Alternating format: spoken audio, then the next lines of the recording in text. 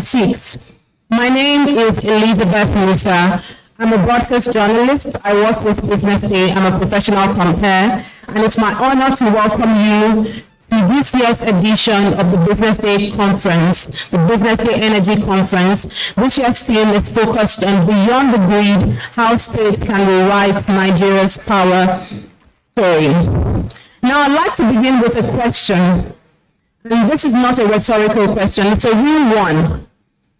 How many of you have ever experienced a power outage that disrupted something you were doing? Perhaps you were working, perhaps you were in a business meeting, perhaps you were maybe having some time with your loved one or cooking or something, and you experienced a power outage. How many of us have experienced this? Can I see by show of hands? I suspect everyone, exactly. And that's why we're here today, because we want to address the reality that we are confronting, the reality that is facing us. Now, for decades, Nigeria has treated electricity as a federal promise, one that has arrived incomplete, inconsistent, and insufficient. And the national grid, while critical, was never designed to carry the full weight of our population and our ambitions. But something is changing, as we can see. With the Electricity Act of 2023, we are seeing a shift. States are no longer waiting. Across the country, from Edo State to Ondo State, from Kaduna to Cross River, new approaches are beginning to emerge. And the conversation is no longer about what Abuja will do, but it's increasingly about what states can do. And we're already beginning to explore that. I will explore more of that today. BusinessDay has, over the years, provided a platform for some of Nigeria's most important economic conversations, grounded in data, accountability, and real outcomes, and I'm sure you will agree with me. And today's program continues in that tradition. You'll be hearing from state actors, you'll be hearing from investors, you'll be hearing from experts, people who are actively shaping Nigeria's power sector. They'll share what is working, what is not, and what can change. And we'll not just spend today, lamenting. We'll spend today interrogating, we'll spend today proposing, and also challenging one another towards actionable solutions. So I'd like to thank you all for coming here today. I'd like to thank BusinessDay. I'd like to thank our sponsors for making this possible. I would like to thank the publisher, the editor, the conference team for all the work behind convening this event, because I tell you, it's been a lot of work. And to everyone here today, your presence is a statement. It's a statement that says the Nigeria's story can change. Nigeria's power story can change. And it also shows us that we're willing to have the hard conversations required to move us forward. And that belief is not naive, it's necessary. On that note, I'd like us to please chat this room with a powerful round of applause to thank you all for being here this morning. Please put your hands together. Once again, my name is Elizabeth Musa, and I stand before you this morning as your master of ceremonies. Basically, my work here is pretty straightforward. It's to ensure that we have a very, very constructive dialogue today and make sure that everything moves smoothly.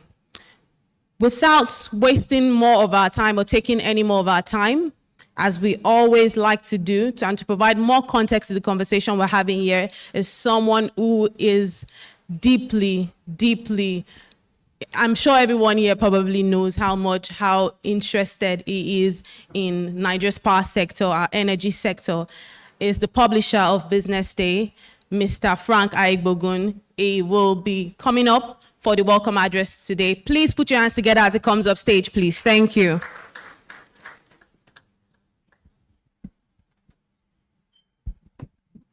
Thank you, Elizabeth.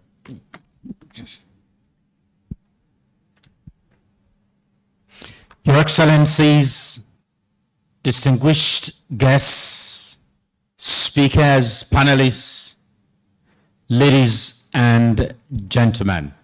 My role this morning is to offer a warm, profound welcome to all of you who have chosen this morning to spend your valuable time with us. Today's energy conference is not just a gathering to talk.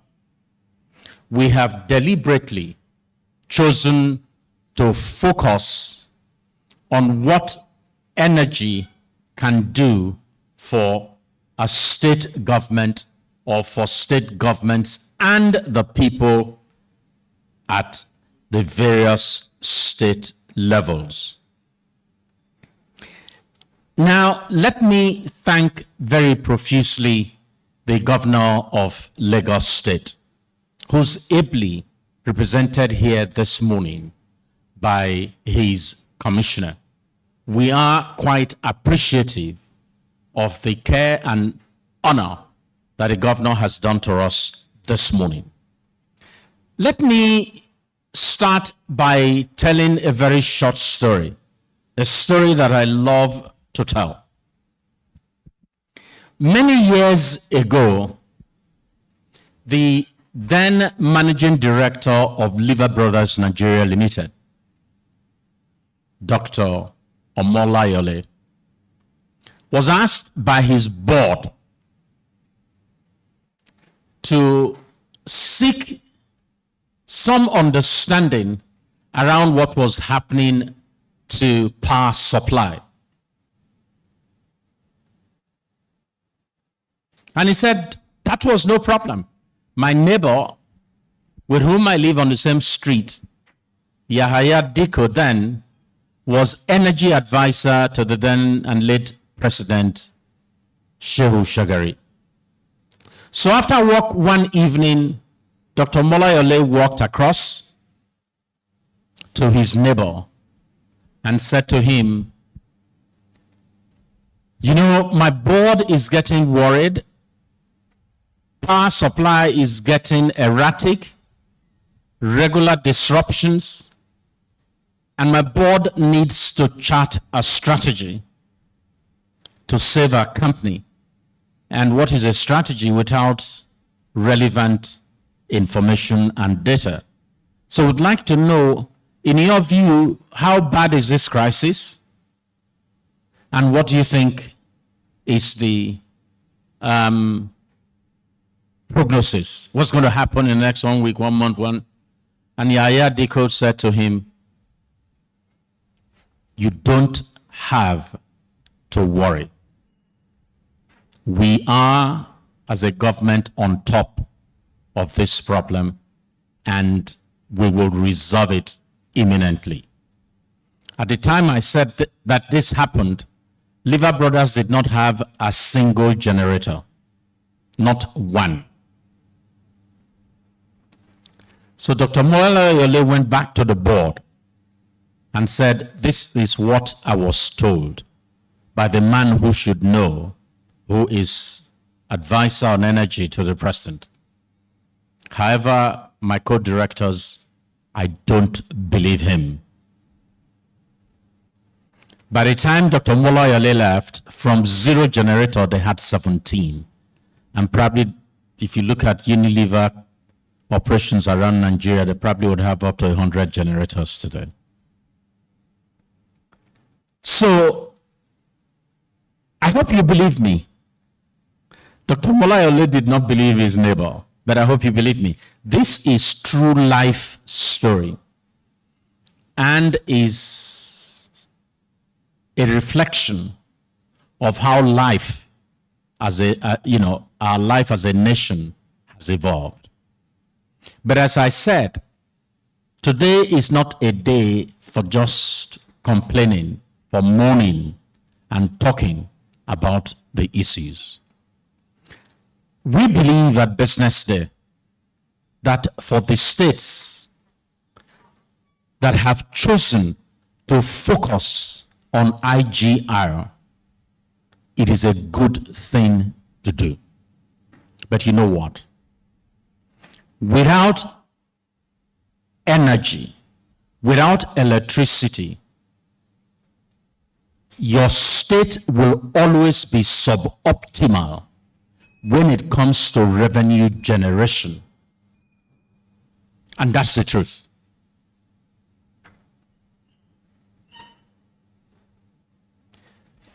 The major reform that we are charging representatives of the states here today is to reform their energy system from supply to demand. We think that the laws in place, as imperfect as they are, there are enough in them to catalyze a major change in the way energy is delivered to our people in Nigeria. I'm happy that among us here today is the big man from the Nigerian Governors Forum, who coordinates the work and the thinking of the governors and those who work with them. We think there has to be a significant mindset shift. But I can also assure you, as good as your intentions are, you must be ready to fight. There are those who benefit from the current chaos, who see no interest in permitting a shift from where we are today. In fact, darkness, as bad as it is, benefits quite some people. And those are forces that would rise up, assuming they have not risen up in your own state, against whatever reforms, whatever changes that you envisage. But you know, as I say, there are different ways to skin a rat. There are different solutions. I see people from the big feeders to the grid like Azura Power, but I also see people like Simba Solar. You know, people from across the broad spectrum who are capable and have made the investment to change or to make changes in different ways that are possible. They say that if there is, how do Nigerians say it? If there is a will, or if there is a way, or whatever. But you know what the Malaysians say? If there is a way, we will find the will. If there is a way, we will find the will. If man can go to the moon, Malaysia will find the way, the will to get their people to the moon. The matter of will has always been a big problem in Nigeria. I don't think that we should allow that any longer in 2026 to be an issue. We should be focused on just answering the question, can we do this? And once the answer is yes, let's get on and do it. Today, our call and our charge is, let's just do it. Your Excellency, distinguished guests, ladies and gentlemen, I want to thank you once more for coming to join us this morning. And my most sincere thanks belong to our sponsors, without whom we would not have been able to gather here this morning. I thank you all so very much, and I welcome you.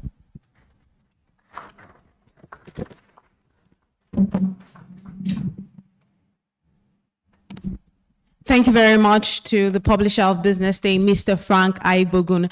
I would like to charge us all to please remain as energetic as possible because this is an energy conference. So as much as possible, let's show that energy and keep the momentum going. Once again, I'd like to recognize all of our distinguished here present today. But most importantly, I'd like to recognize His Excellency, the Governor of Lagos State, Mr. Babajide Sanwo-Olu, ably represented by the Honorable Commissioner for Energy, Mr. Biodun Ogunleye, as well.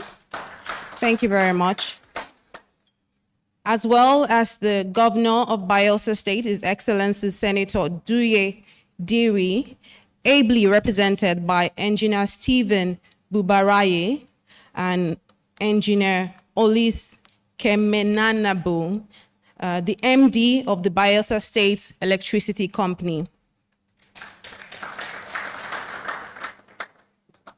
And to provide us with our goodwill message this morning, of course, is the Governor of Lagos State, His Excellency Babajide Sanwo-Olu, ably represented by the Honorable Commissioner for Energy, Mr. Biodun Ogunleye. Please put your hands together as you welcome him upstage this morning.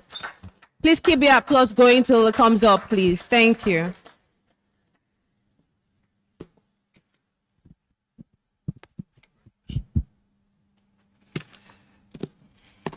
Good morning. It's a beautiful morning in the city of Lagos. Instead of, I know you know the tradition. I'm not going to be saying welcome to Lagos. I just need to let you know that I hope you are having a great experience and this is Lagos. Okay, so let me start by thanking the organizer on a personal note. Thank you for bringing us to this bigger venue. When I see progress, I celebrate it. This is progress. We were with you last year. I'm not able to spend so much time, so you are going to forgive me. I know protocol will be that the governor's speech to come last, but we have humbly requested that we should come much earlier.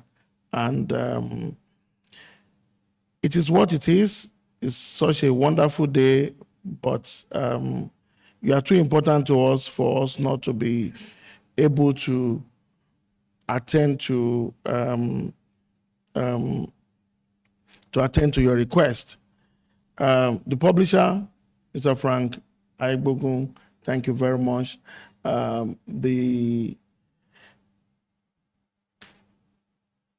NGF representative of the Director General, should I disclose that you are my junior brother?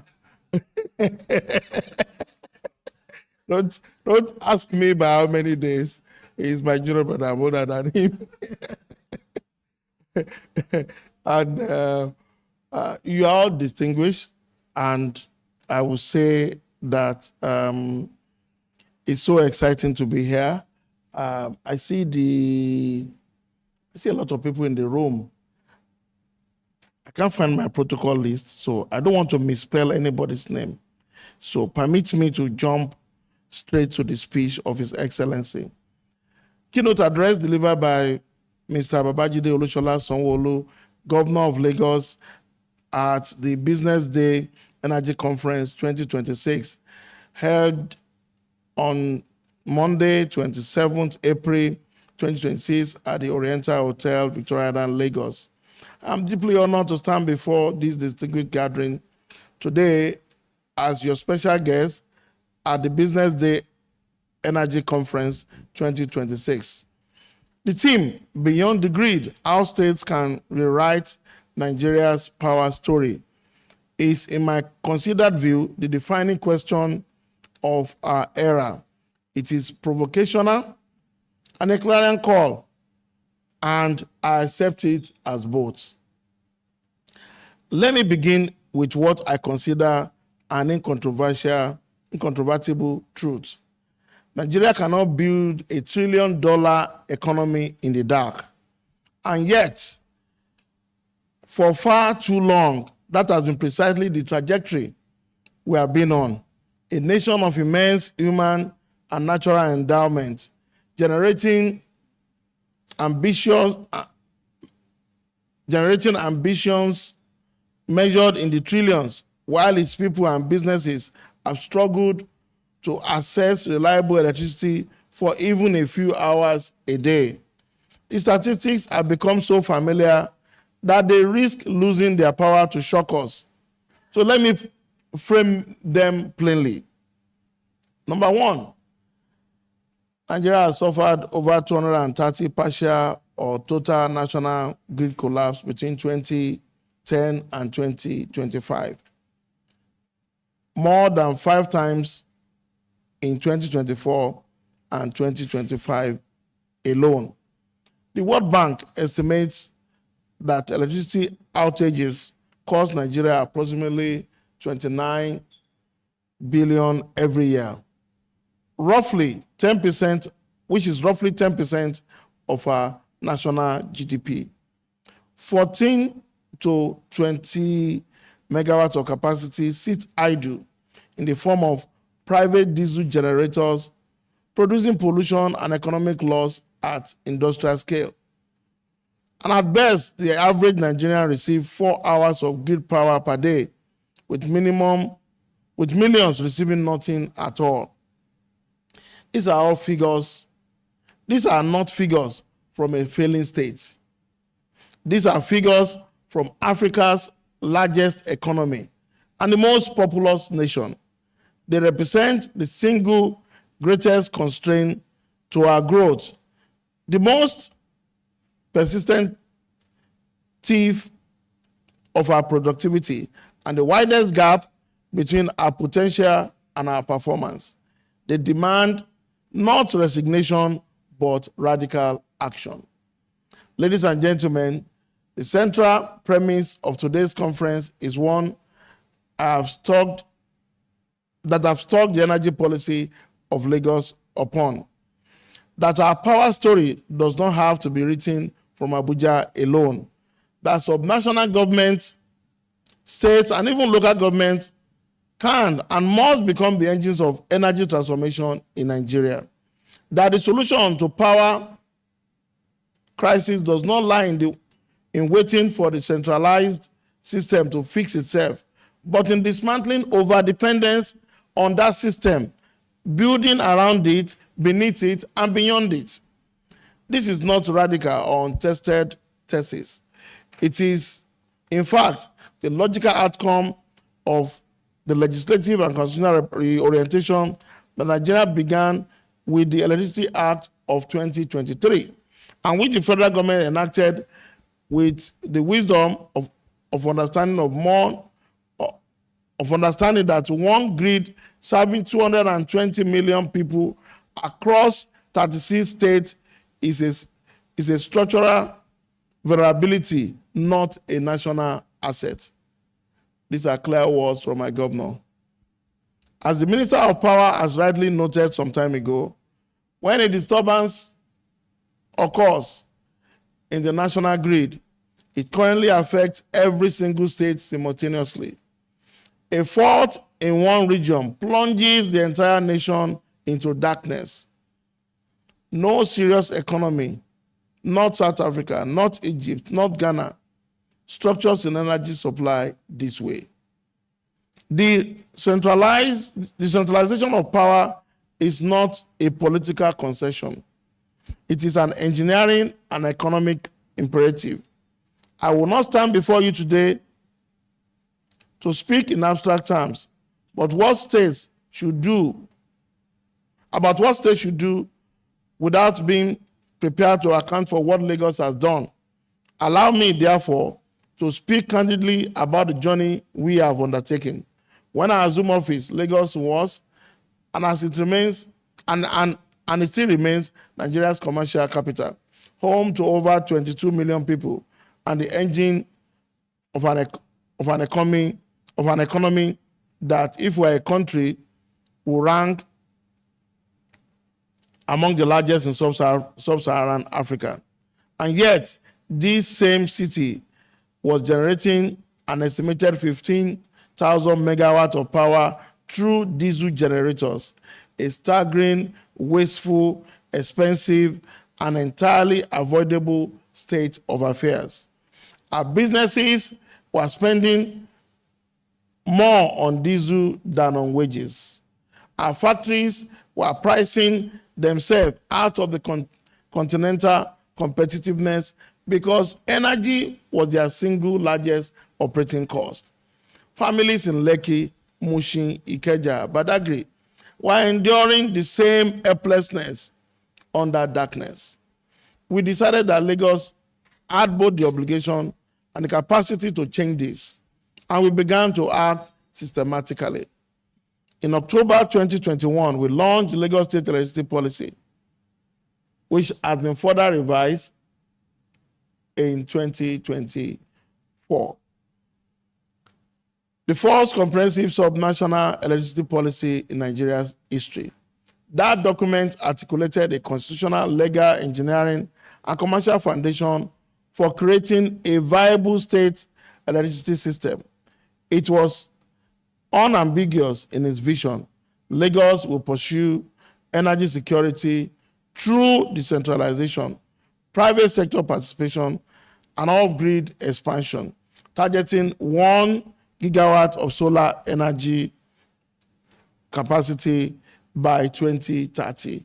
That was as at 2021. We're a lot more ambitious now. But a policy without a law is merely a wish. And so in December 2024, following the federal queue, after years of legislative preparation and stakeholder engagement, I signed the Lagos State Electricity Law 2024, making Lagos one of the first states in the Federation to translate the constitutional authority granted by the 2023 Electricity Act into a fully operational, legal, and regulatory framework. That law established 3 foundational institutions that are now operational.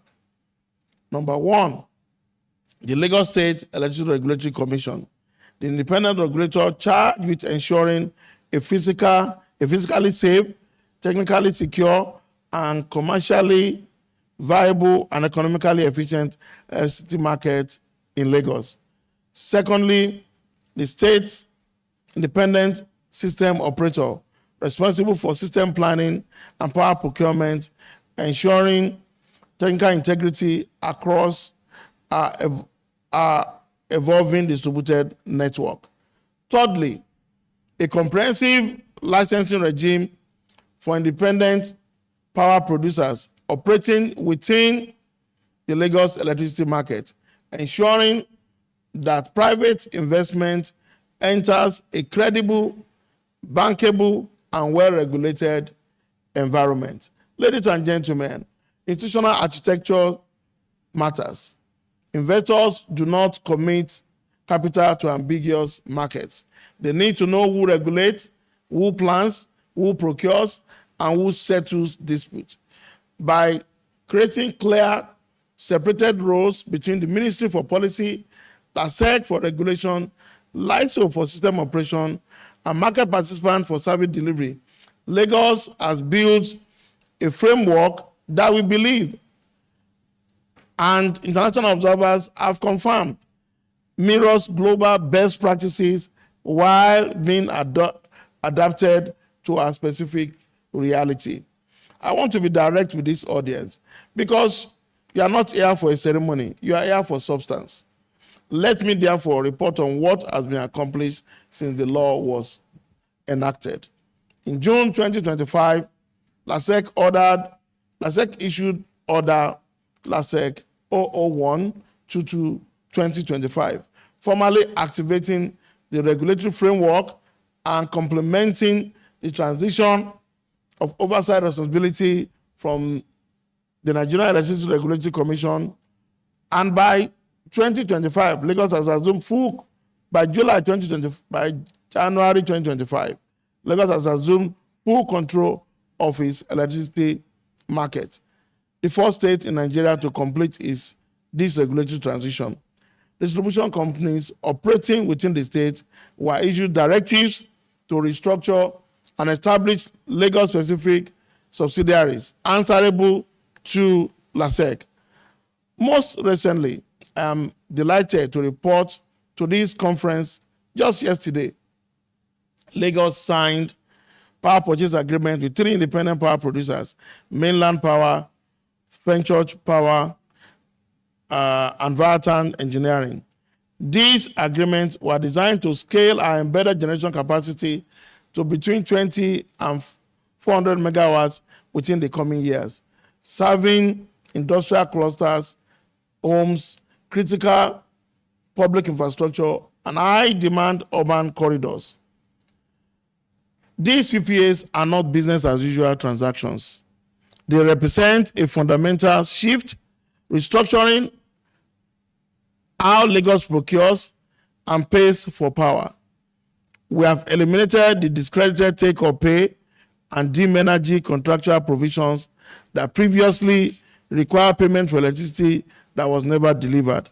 Payments are now tied strictly to metered energy supplied. We call it simply no power, no pay. This is what accountability looks like in the energy sector. I thought somebody would clap for us. We don't believe we are making progress. We expect the first state licensed independent power producer to begin commercial operations between 2026 and early 2027. These projects are focused where the need and the market are clearest, not just in industrial clusters, but to ensure that our critical infrastructures, like the waterworks, our highly density neighborhoods, our highly density commercial corridors across Lagos Island that have reliable and sustainable supply. Distinguished guests, the story of energy reform in Lagos is not at its core a story about megawatt and regulatory framework. It's also a story about what kind of economy that we are trying to build. Under our team's development agenda, energy is not a sector. It is the infrastructure of every other ambition. You cannot deliver world-class health care without reliable electricity. You cannot build competitive manufacturing without stable power. You cannot run a 21st century financial services sector and a thriving creative economy, a smart port, or a modern transit system without energy security. Energy is, as I have said before, the oxygen of economic development. Consider what reliable power could mean to the Lagos economy alone. Our commercial capital currently wastes approximately 2.7 trillion annually on diesel generation, money that could be invested in productivities, in additional wages, in expansion. The Lagos electricity market, if properly developed, and if properly allowed to take its position, has the potential to double the size of our economy, not marginally grow it, double it. That is the economic price awaiting all of us beyond the grid. And I want you to also consider further that decentralized energy can mean equity for all.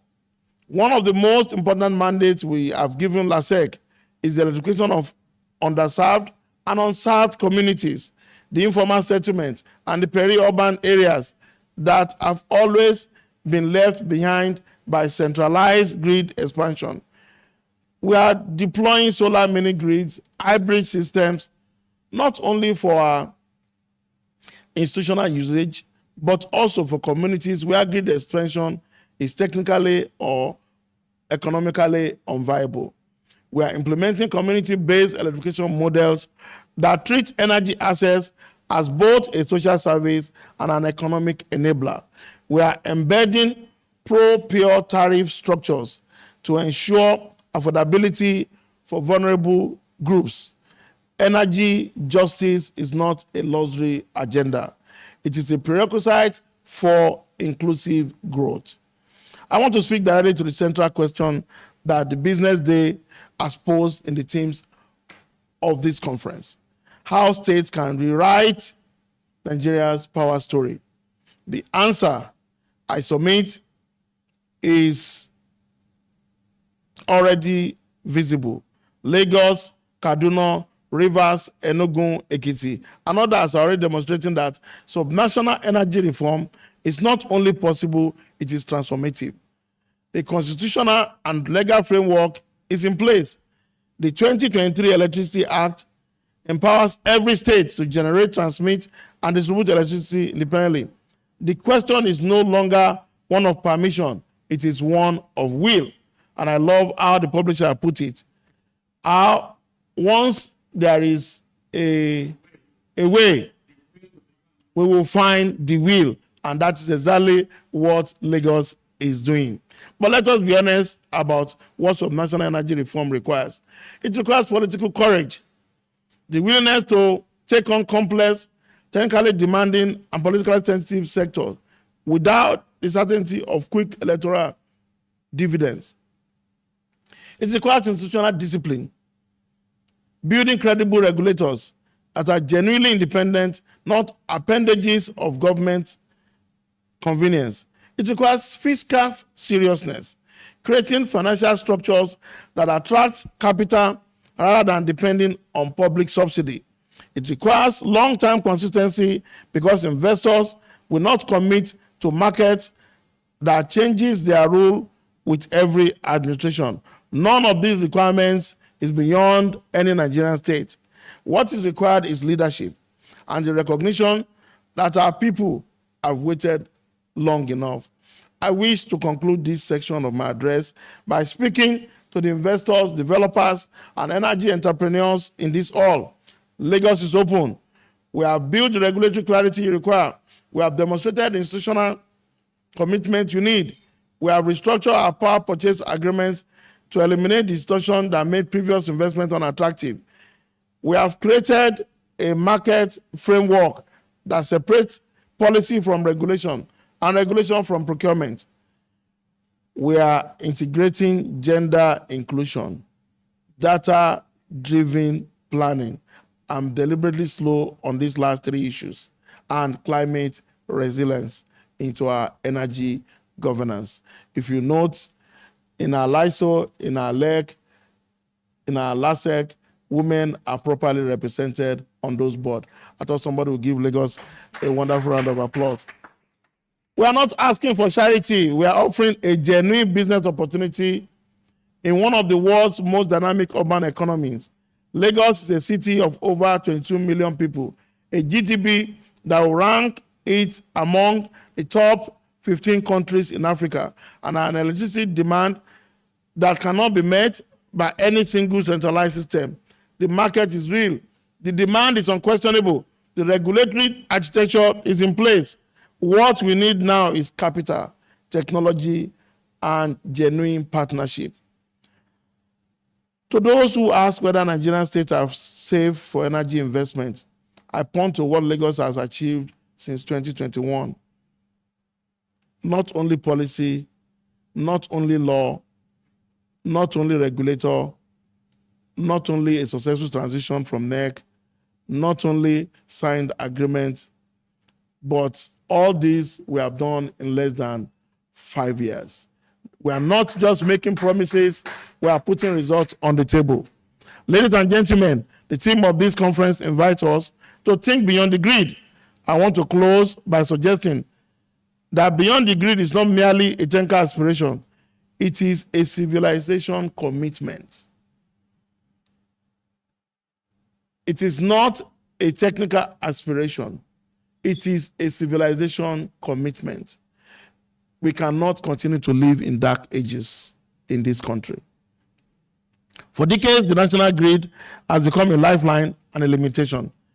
It connected us partially and imperfectly, but it also made us dependent on a single point of failure and a single point of political in nature.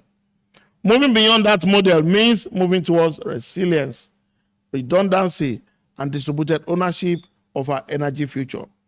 It means communities that can generate their own power can do so. Factories that are not at the mercy of grid collapse. Hospitals that are not relying on generators during surgery. Schools that can use technology to educate the next generation. The power story of Nigeria is waiting to be written. And all of you in this room, you are holding the pen.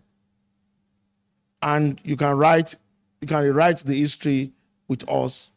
Together, we will do it. Not by the federal government alone, not by any single state alone, but a coalition of states, disciplined regulators, courageous investors, and engaged citizens who refuse to accept that darkness is a permanent condition. Lagos has made its choice. We are building beyond the grid, not because it is easy, but because our people deserve nothing less than a city that never sleeps, powered by an energy sector that never stops. I congratulate Business Day, Mr. Publisher, particularly for convening this important conference and for the consistency, rigorous journalism that has kept Nigeria's energy crisis on the national agenda. The role of a free analytical press in holding government accountable on questions of infrastructure and economic governance cannot be overstated, and Business Day has played that role with distinction. I thank you for your attention, and I look forward to the discussions that will follow. May we never be missing when the roll call of those who made it happen is being read.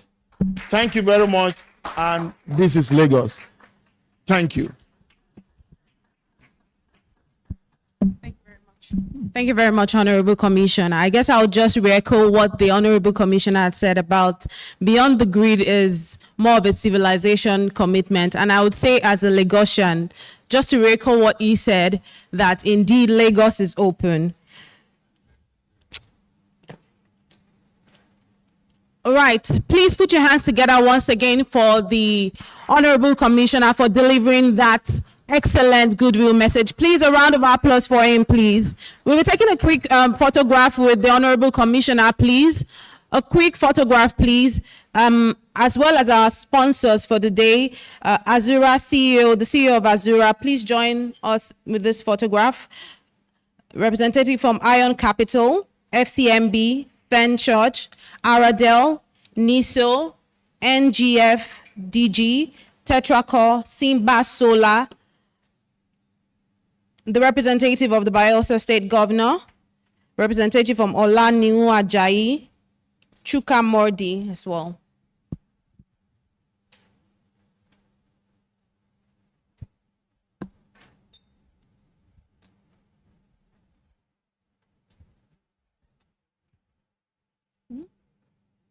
I don't know if this one's really fast.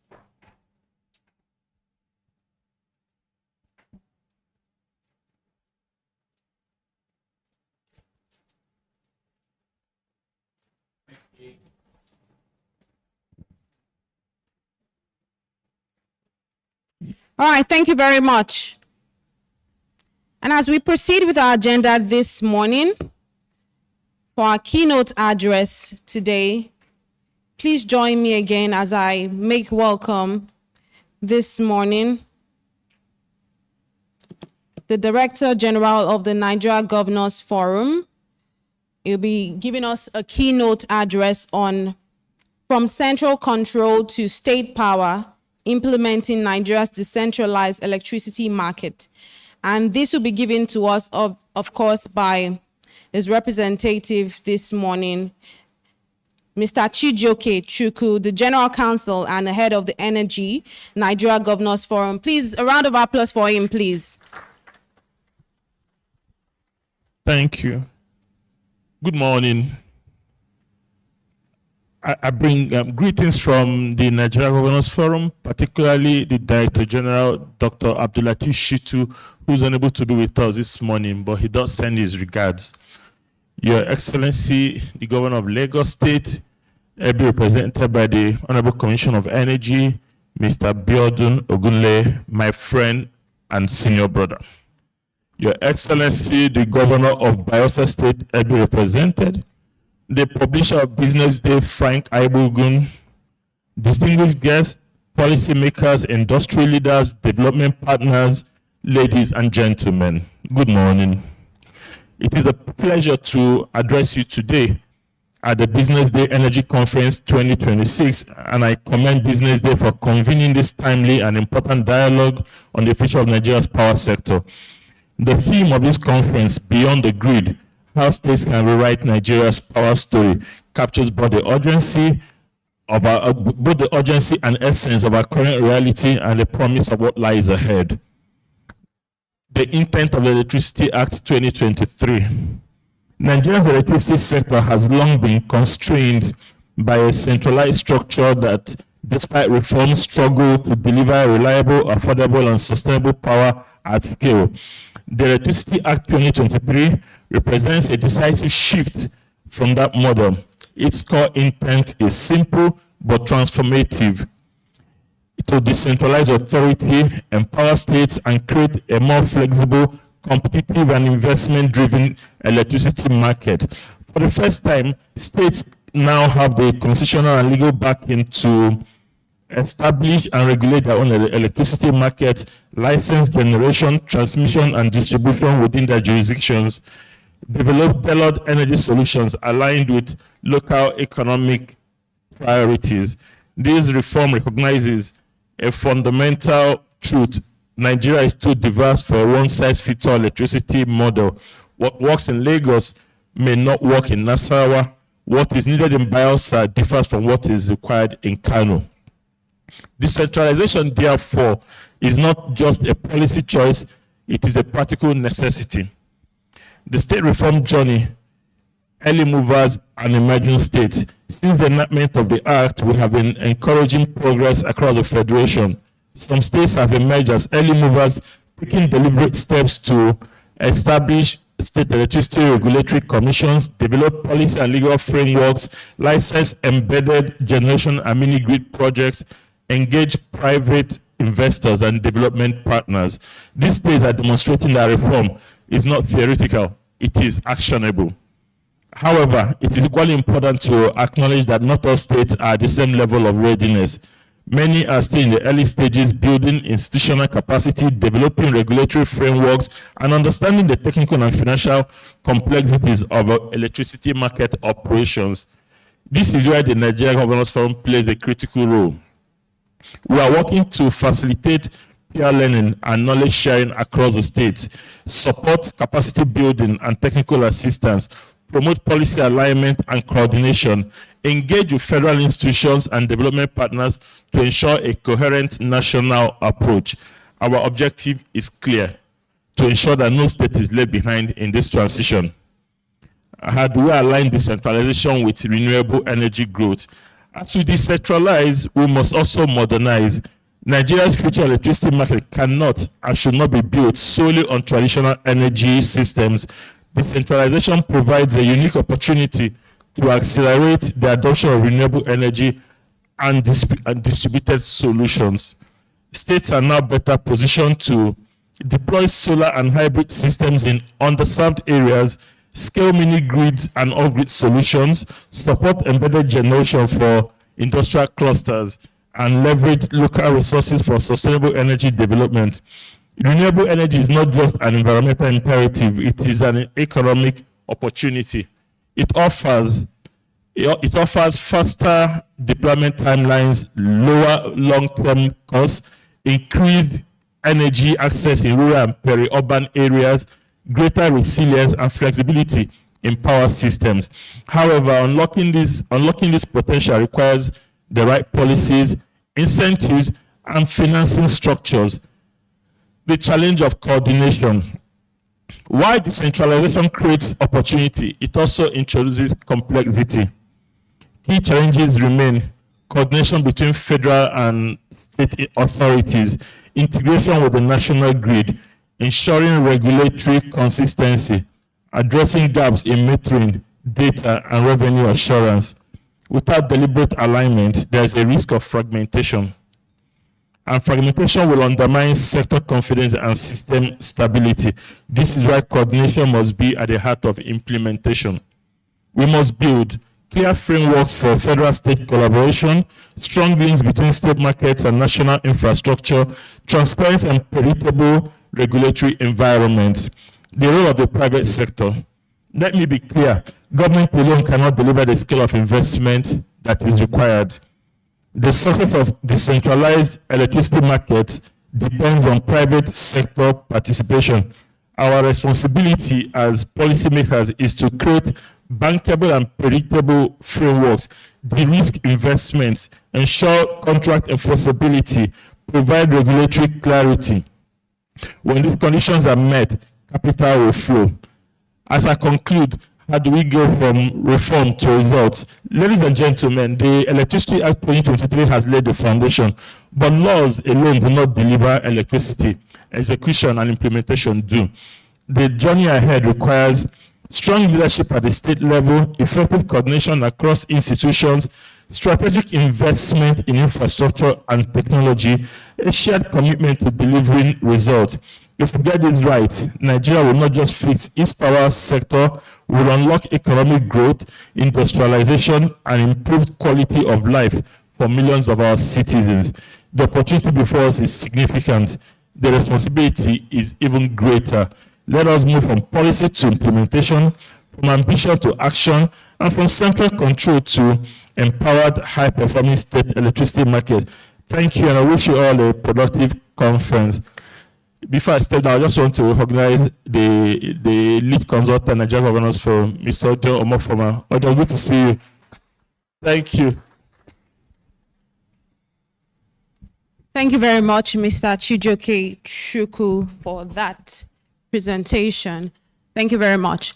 As we proceed in our agenda this morning, I'd like to welcome for another presentation this morning, a very, very quick presentation, because right now we have to move as fast as possible. So I'll please make him welcome as he comes up stage. Please make him welcome with a very resounding round of applause.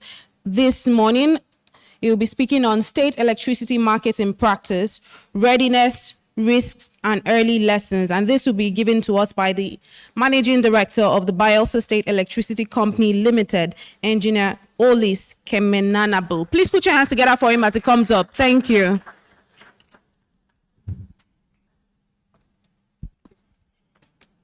I'd like to say good morning to everybody here. Distinguished guests, esteemed colleagues, industry leaders, policymakers, and partners in progress,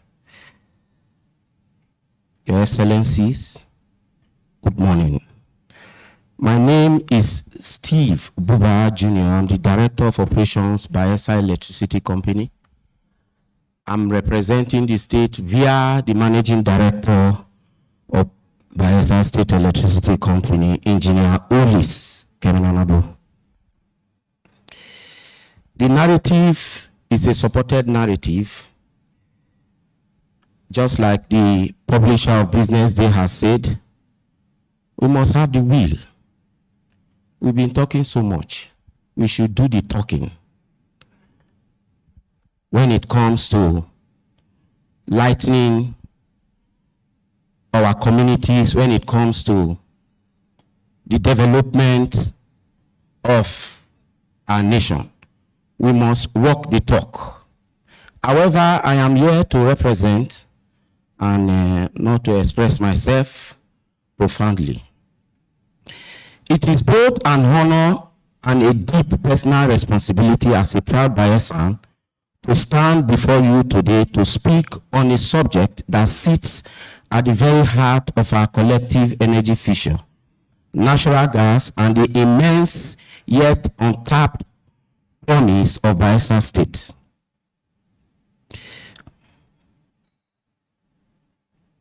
Sorry.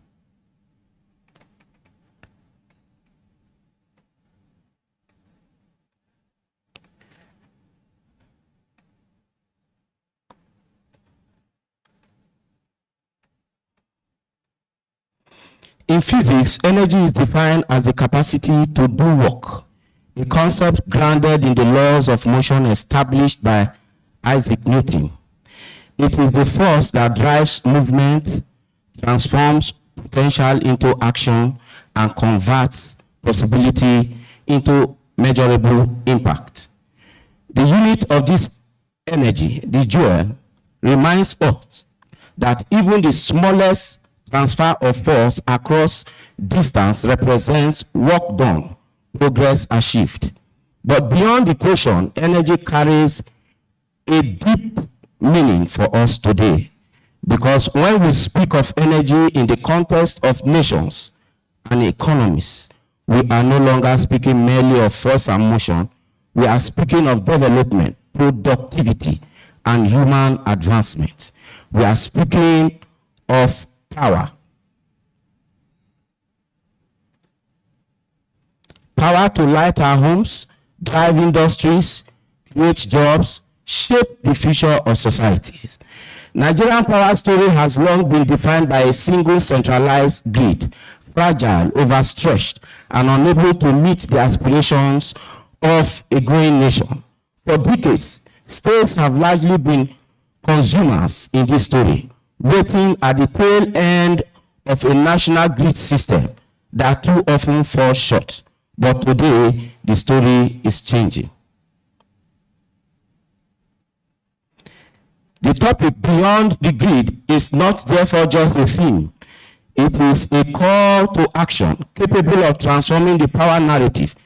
It is an invitation for states to step forward, take ownership, and become architects of their own energy future.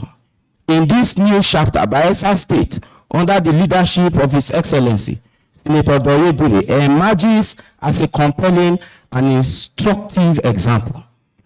We must begin with honesty. The national grid as it stands cannot single-handedly power Nigerians' economic ambition. Frequent outages, transmission constraints, and supply gaps have made it clear. Relying solely on centralized electricity is no longer sustainable.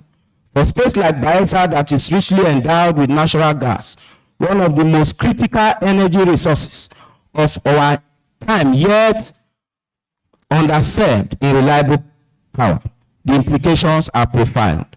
Businesses operate below capacity. Communities remain in darkness despite proximity to energy wealth. Economic diversification is stalled. This is the paradox we must resolve.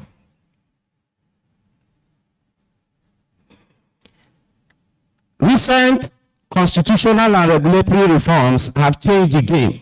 States are no longer bystanders. They now have the authority to generate, transmit, and distribute electricity within their jurisdiction, develop independent power projects, attractive private sector investment into subnational energy markets. This is the foundation of rewriting Nigerian power story from the ground up. Bayelsa State sits at the heart of Nigerian energy ecosystem, yet historically it has not fully translated this position into local energy security. Bayelsa can leverage its abundant gas reserve to fuel modular and embedded power plants, ensuring stable electricity for industries and communities. Mini-grids and off-grid solutions can electrify riverine and hard-to-reach communities faster than traditional grid expansion. Solar and hybrid systems can complement gas-based generation, improving resilience and sustainability. Dedicated power for industrial zones can unlock manufacturing, agro-processing, and SMEs. The Bayelsa story. The story of Bayelsa is not an exception. It is a reflection of a broader national experience, one that resonates across Nigeria and is deeply felt within the power sector. This reality is not abstract to us. It is one and I've personally experienced. While operating the Kolo Creek gas turbine power station, which until 2006 was the only source of electricity for Bayelsa State, we witnessed firsthand the scale of wasteful potentials. From as far back as 1962, over 400 million standard cubic feet per day of metric scuff of gas has fled day after day, night after night. Even as the nation struggle with persistent power shortage and unreliable electricity supply. Let us be honest, this was more inefficient. It reflected a fundamental misalignment. The reality was it was often easier and cheaper to flare gas than to harness for its development.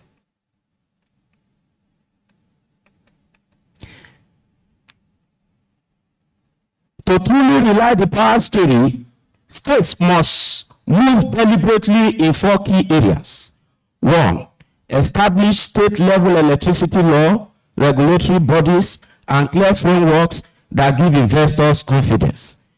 Government cannot do it alone. The private sector brings capital, innovation, and efficiency. Prioritize transmission and distribution network within the state to ensure generated power reaches users. Build institutions that can plan, execute, and sustain energy projects transparently and effectively. In this regard, the Bayelsa Electricity Regulatory Agency is well positioned to establish a robust institutional framework for the state electricity market. If Bayelsa succeeds, it sends a powerful message that every state, regardless of current constraint, can design its own energy future. The Nigerian power problem is not just a national challenge, but a subnational opportunity that innovation, not dependency, will define the next chapter. Conclusion. Beyond the grid is not a distant vision. It is already within reach. The question, therefore, no longer whether states can act, but how boldly will they move. In the case of Bayelsa, the following in figure: natural gas to drive both conventional and ambient energy, the opportunity to leverage on its vast resources, the enabling framework of the Electricity Act 2023 and its involving regulatory institutions to create a reliable, investor-ready, and future-proof energy market. Our unique antecedents as one of the few states created without initial connection to the national grid makes this transition even more seamless. Let us move beyond. On our panel this morning is Mr. Abudu Mohammed, is the MD CEO of the Nigerian Independent System Operator, NISO, and is ably represented by Engineer Shehu Abba Aliyu, is the ED of Systems Planning at NISO. I hope I got that correctly. It's NISO or NISO. Right. And next on this panel this morning is the DG of the Nigeria Governors Forum, Dr. Abdulateef Oti Shitu, ably represented by Mr. Chijioke Chukwu, the General Counsel and Head for Energy at the Nigeria Governors Forum. A round of applause, please. And next on this panel is Mr. Wolemi Esson, SAN. He is, of course, Olaniun Ajayi, represented by Chineye Ajayi, the Managing Counsel for Power and Infrastructure at Olaniun Ajayi. Please put your hands together for Chineye Ajayi as she comes up.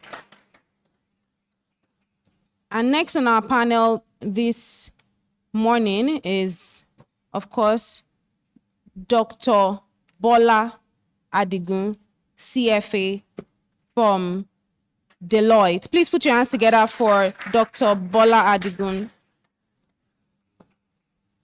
And to moderate this panel for us this morning is the head of the Energy Desk at BusinessDay, one of the finest energy journalists that I know, and I'll be welcoming him for the moderation this morning. Please welcome Dikpo Oladende, please. A round of applause, please.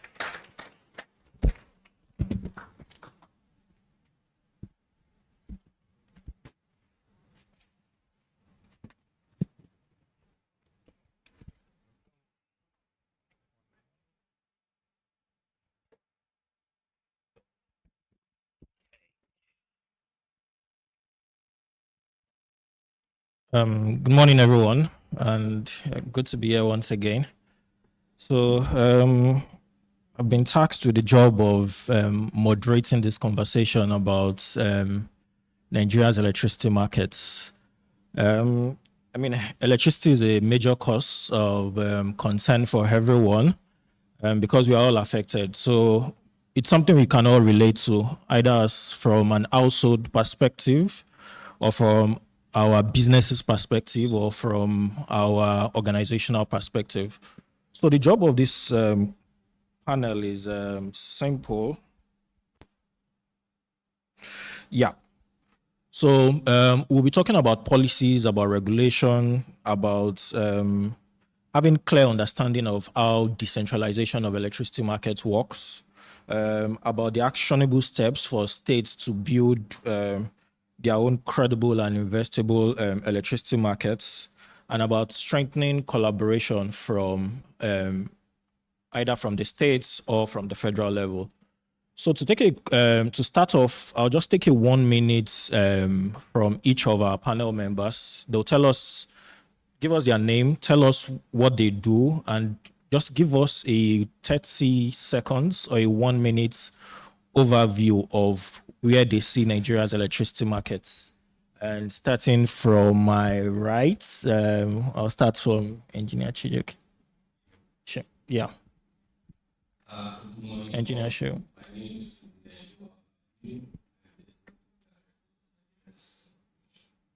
so I also supported the Electricity Act and it was created last year in April.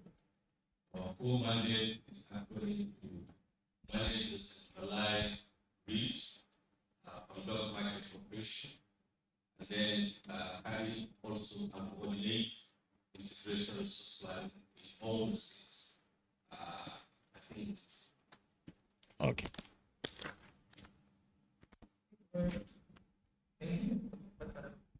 Good morning, everyone. My name is Dr. Bola Adigun. I'm the economics advisor for the Deloitte across West Africa. It's always a pleasure to be part of shaping the narrative for the power sector. From my perspective, Nigeria is institutionally and legally ready for decentralization.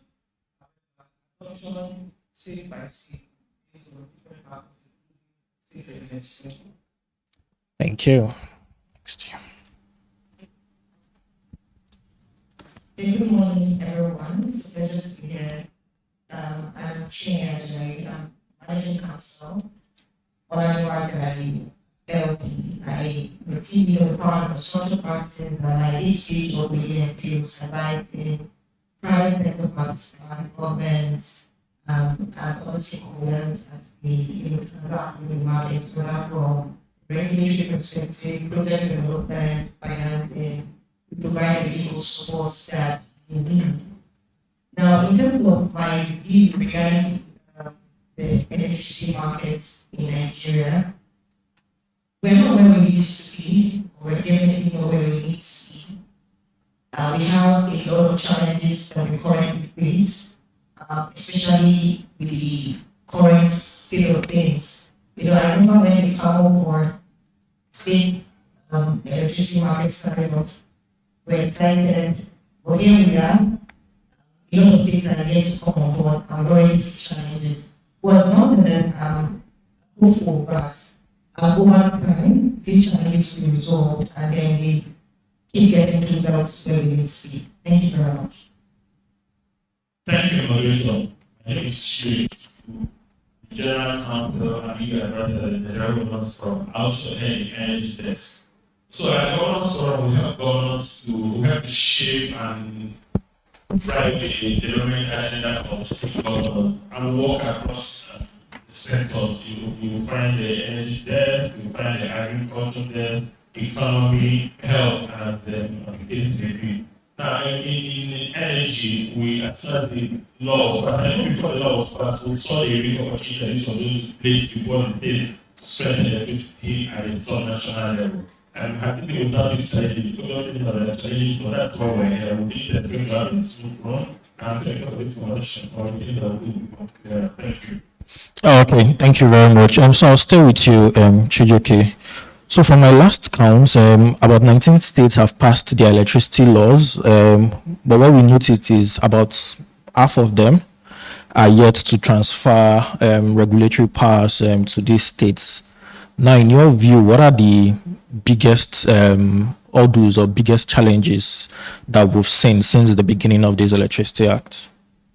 Thank you. I think there's about 23 have passed their laws, and after that, it's not my feeling that we see their tension orders from there. And I'll tell you right on the measure, you find two major challenges that we have also identified. One is the capacity constraint at the state level, and you also find you find funding challenges. And of course, at the forum, it shows which one before the other, because you need capacity to accommodate some of them fund and support that you require, but you also need funding to build capacity. So those are the major issues that I can tell you that we have identified. You reach financial viability, which is also tied to funding, and cost-effective tariff will help this process, but it's not easy to achieve that. Perhaps there are some sensitivity, including political, but for us, it's not in progress. Okay, Kine, can you speak on? So you have been talking to investors. What do you hear them say about the state electricity market? Yeah, so one of the things that we hear very often is the lack of clarity around licensing laws. Because of course, before you have to declare that you have the relevant approvals. I remember having a meeting with clients, you have a meeting with clients a few weeks ago. And the problem that their concern was before the EA was passed, they already had a license. Okay, now, of course, they're operating within states, still same business, nothing has changed. Now, we now have letters coming from state regulators asking them to procure new licenses. So the question was, do I need to get a license or I don't need to get a license? And we now have to look at the law, because there's a part of the law that says all activities going on the national grid is regulated by them, and then everything in transit is regulated by itself. So the question is, when you now have a client that has a power plant that goes to within the same state, there's your power plant here, you have power to the grid some way, and your client is within the same state. You find out that you then have to level of regulation. So it's not clear whether their original license suffices. But thankfully, it was actually beginning because one of the conversations we began to have was the Lagos State laws provide some preservation of licenses that were issued prior to the regime. So my point here is that lack of clarity is a concern to investors. I don't want to put in your money where you're not sure what the issue would be. And another major concern is the tariff arrangement as well. Every business is on to make money. We have that challenge even at the national level when we don't have cost-effective tariff. So the question is, at the state level, will they be good enough to charge cost-effective tariff at the end of the day? So that's also a major concern for them. And another point as well would be in terms of the ability of the states to back the obligation. Let's say you have a scenario where the state government is your outcome. We already had issues tenders when it was at the federal level. Now we have a position of bilateral arrangements. Are the states able to provide the kind of support that investors would like to see?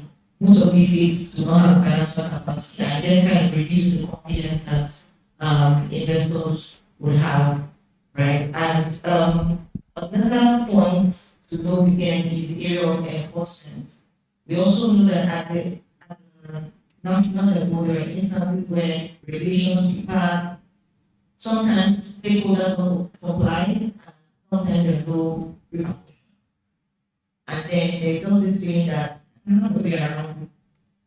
And it doesn't give that confidence to investors that I put my money here, something goes wrong, there's a regulation that. So now that we have a decentralized system, we trust the state government and their regulators to do what they need to do to ensure compliance with the sector. Because the moment you set the trend that one person does something that is not appropriate and it goes for free, then it just steals the confidence of the market. So I'm just okay. Thank you. Okay, thank you. So I'll still stick with you. So looking at all of these challenges you've talked about, dispute resolution is also a very major concern as well, because if an investor is bringing in his money and is not sure of, so if I have a problem with client A, how do I resolve it? If I have a problem with client B, what's the system in place that ensures I have fairness? And you've listed all of these other odds as well. So is it possible we have a one-size-fits-all approach for all states, or there's a possibility of each state creating its own unique system in order to deal with its own issues? First, for dispute resolution, and secondly, for some of the challenges you've raised. No, I don't believe there should be a one-size-fits-all, because we all have different needs. But at the same time, I don't believe we should all be going different directions, because there has to be some level of uniformity. I remember there was a time when there was some competition around the review industry. One of the things they were looking at was, can we have a system where regulators, including NEC, have like basic uniform standards? So if you're talking about consumer protection, what should be the basic standard that all states should adopt? Now, every state they have their rights, pass their laws, but can we have an understanding to have a coordinated approach so that there is some level of consistency and uniformity, and we can then begin to tweak it here and there where it's necessary to accommodate states' uniqueness. So I believe there should be uniformity on things like technical standards, things like consumer protection, on things like even the process for getting licenses and tariff principles. Now, the amounts may not be the same, but the principles for arriving at what should be the tariff should be to a very large extent, so that there is clarity on that. And there are some countries that were recently, it was Australia, and one of the things they did they had a smart somewhat similar arrangement. One of the things they did was that in addition to national law, they had like the template law attached to the schedule that other states can easily, adopt. I know governors from had worked on something similar, having a template law, so those sort of things can help with that. Now, speaking of rather on dispute resolution, that's a very sensitive point. Of course, usually it's the waterfall is to start with regulatory resolution, where the regulators step in and resolve the issue. But it brings me to my question: what's the competence of state to really resolve disputes? Right. So, can investors trust the expertise and experience of state? That's one level. As what the transparency and objectiveness of this fund, right? How open is it? Really trust. And that's why I have most of the PPAs contract or have administration in order. It's super expensive to do that. Maybe one of the things to pay attention to, especially in Lagos, I think Lagos we are being very innovative in terms of what is going on so far. We need to pay attention to this because this will certainly arise. So starting from the regulatory level, we need to have experts, we need to have an open system that people can trust. And one of the things that is the basis for that trust is that if the regulator passes an order, it should be enforced. Right? And also we can then look at the court level, can we have trained, specialized, experts in electricity? Not every judge understands what it is to operate in the market. So can we have courts that once the disputes come, they go to those courts and they're able to, most importantly, fast tracks. You don't want to have your court cases, yes. That's something to pay attention to. And for the arbitration part, for instance, taking, we have the Lagos State, North York Court House. right, that provides education and similar sort of alternative dispute resolution arrangements. We can have specialized arrangements for electricity matters, train experts that do that, so that it comes, because it takes a lot to have additional technology. So if you can have that system, it costs and it gives a level of confidence to investors. Yeah, thank you. So move to Dr. Bola. I mean, I've heard talked about getting experts, trained special judges, open level conversations. Going forward, what do you think are the quick wins states must pay attention to in the next 12 or 36 months in order for them to achieve where they would want to be? Thank you very much. Thank you. Thank you very much. So 3 quick things. The first for me would be to anchor demand very quickly. What does that mean? You need to identify credible off-takers within the states. And that can be national state, it could be hospitals, universities. You need to anchor and identify credible off-takers. Capital is available. The challenge is revenue assurance. What that does is guarantees demand. We are able to then assess projects based on their own dynamics, meaning that project hires are now being assessed on operational risk and not policy fears. The second thing I would recommend is 3 quick ways. Second would be to fast track the licensing of mini-grid and embedded power projects. What that does is these are smaller, faster to market projects where you can diligence can be quicker and they can deploy capital faster on these projects. What it also does is you are able to assess projects on their own metrics, on their own bankability framework against sector-wide challenges. And when you're able to fast track that, you're able to measure improvements in power very, very quickly. The third I would recommend is regional coordination. What does that mean? The decentralization of power does not provide coordination mechanism across states. However, to improve effectiveness and efficiency, states can identify 1 or 2 neighboring states and they coordinate regionally. So you can, for example, you can have Lagos, Ogumoyo, you can have Abia, Imo, Anambra, you can have Edo Delta. States that would emerge as winners would be states that regulate, that work as a region. What that does is you can share infrastructure, right? Where the capex per state is lower. You can share technical manpower. So the 3 things I've recommended is to anchor, identify credible takers, ensure speed of licensing, embedded power, mini-grid projects, and also regional coordination collaboration.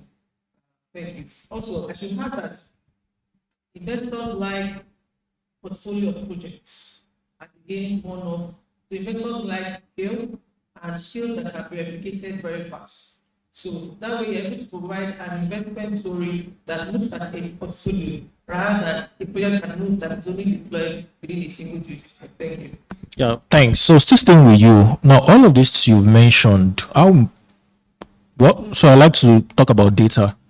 How is data transparency what role does data play in all of this? Because again, if you look at the current situation we are in, dealing with the national grid, one of the biggest challenge we face is we don't even have data to know who is doing what, who consumes what, who is generating what, or who is basically using what electricity plan.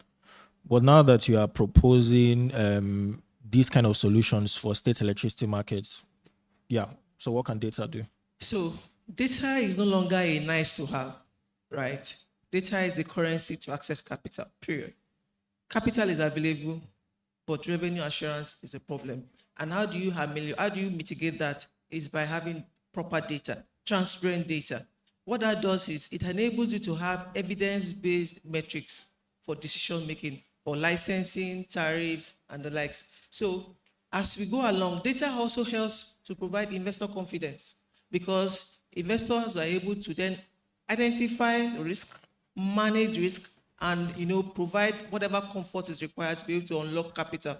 So data is no longer a nice to have, it's a critical currency to drive investment into the sector. Okay, thanks. So we'll go to Engineer Shehu. Now that we are transiting, what role will your organization play in ensuring that this transition is not a painful one? And what role would you also ensure to make sure that everybody transits at the right pace? We've all agreed that we all will not move at the same pace. But then, what role would you play to ensure that this is not painful for everyone? Thank you very much. Actually, first and foremost, this decentralization we are talking about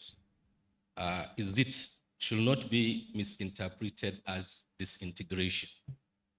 Decentralization meaning that actually states can go and continue to expand the grid. They can operate on island basis. They can maybe ring fence and develop their market. The most fundamental critical question that we need to also ask, what type of market are they going to even operate? We all know that even the centralized system took about 20 years to move from transitional electricity market into what we call medium-term market. So what type of market if the states are really trying to adopt? Is it a kind of, I would like to say, normal market, or is it the type the central are actually employing? So decentralization without digitization may likely lead to confusion. From the NISO point of view, we have two scenarios.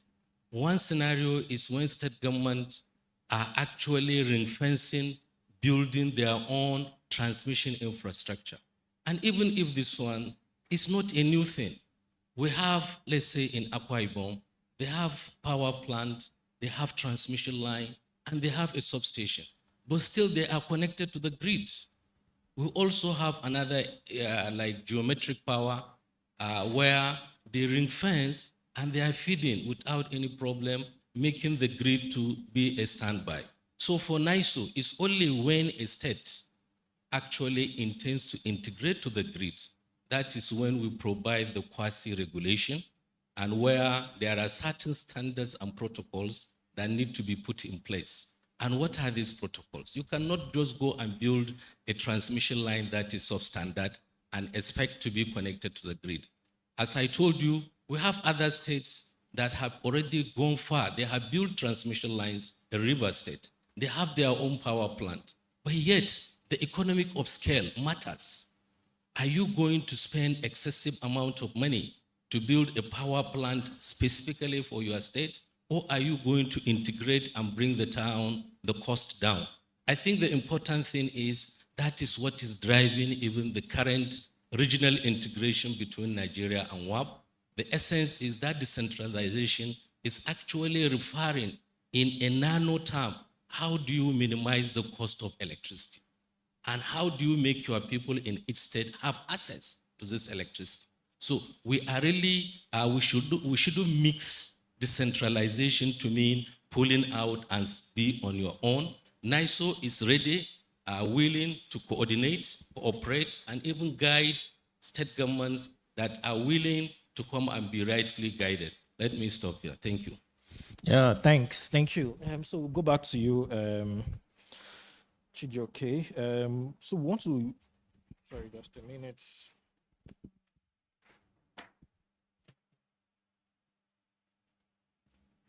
Yeah. So my question is on how can states balance autonomy with the need for national coordination regarding the power sector? Thank you. Just like my brother from NISO said, autonomy doesn't mean isolation.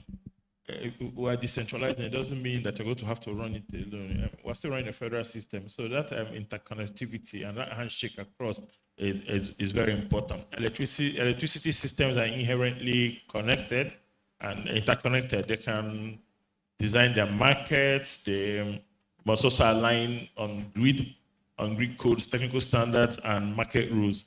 So I think that one thing that's helping is that there's this forum of regulators that between the NEC and the state electricity regulators. I think that that's one of the things that would help to bridge, to create that connect between the federal, between the center and the subnational. So in answer to your question, autonomy doesn't mean, hey, we're all on our own. We can't be on our own. It's one system, really. Okay, so staying on what you just said now, so what's your outlook like for the next 4 or 5 years? So where do you see the state electricity market? Well, let me add maybe 10 years. So where do you see the state electricity markets, paying attention to the fact that, yes, decentralization is not necessarily disintegration, right? And we've also agreed that, look, we need to put A, B, C in place in order for us to get to the scale we would want to achieve. But if we are to achieve a certain timelines, or if we are to achieve a certain targets, what are those targets that you think we should be able to achieve within the next 5 to 10 years? Before you speak to target, we need to start from point one. Really, I think my sister also alluded to it when she spoke. And one of the first things, of course, that is expected from the Electricity Act is to implement. Implementation is always a problem. I think enforcement is one of those challenges. So you start from doing, developing your policies, your electricity laws, setting up your regulatory bodies, and actually appropriately appointing your regulators and all of that to see that the journey towards implementation of the act actually begins. So when we get that right, then we cannot begin to do other things that need to be done. You can't jump the gun. And the point has been made on this panel too that states are not expected to go at the same pace. They go at different, just depending on their capabilities and their capacities. What we have also done at the Governors Forum is to, because our role is largely coordinating, and then is a coordinating role. So what we have done, we have a set of template laws that we believe can help.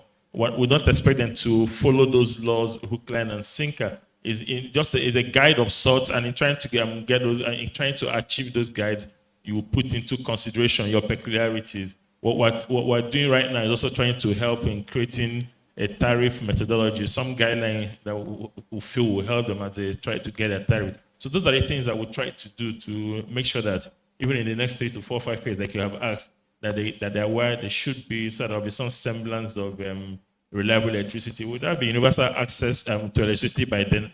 Obviously not, but I think that if we get the steps right, then we should be able to be at a decent place in a few years.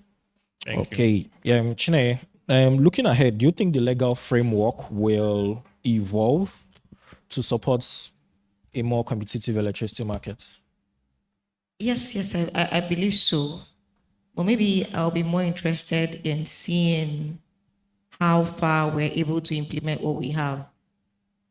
You know, I was just thinking about something while we're talking about the infrastructure points, and maybe our panelists from NICE may be able to help. I've just been thinking, because, you know, one of the major challenges we have with the power sector in Nigeria is the transmission lines, right? And the law already provides for a system where there's an opportunity to concession transmission lines to private sector so that they can upgrade it and, of course, reduce the ATC&C losses that we currently experience. So we need to, where are we with that? What's keeping it on? Is there any, perhaps a lot of things are going on at the background. So my point is, I expect that the law will evolve, but beyond the evolvement of the law is really about how well can we implement what we already have, right? If we really can stick to what we have, I believe we'll move a lot faster. So that's really, for me, the point. Okay, Dr. Bola, so what does a successful electricity market means for you? Thank you.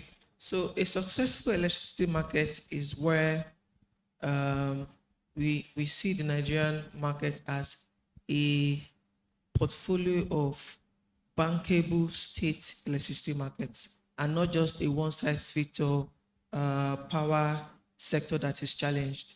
It's an electricity market where regulators would compete based on outcome and performance as against rhetorics. It will be a market where bankable power projects are able to access financing, and where we can actually track performance over time.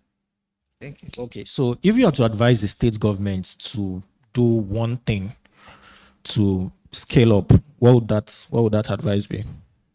Fantastic question. That would be for the state to credibly and publicly commit to a cost-reflective tariff.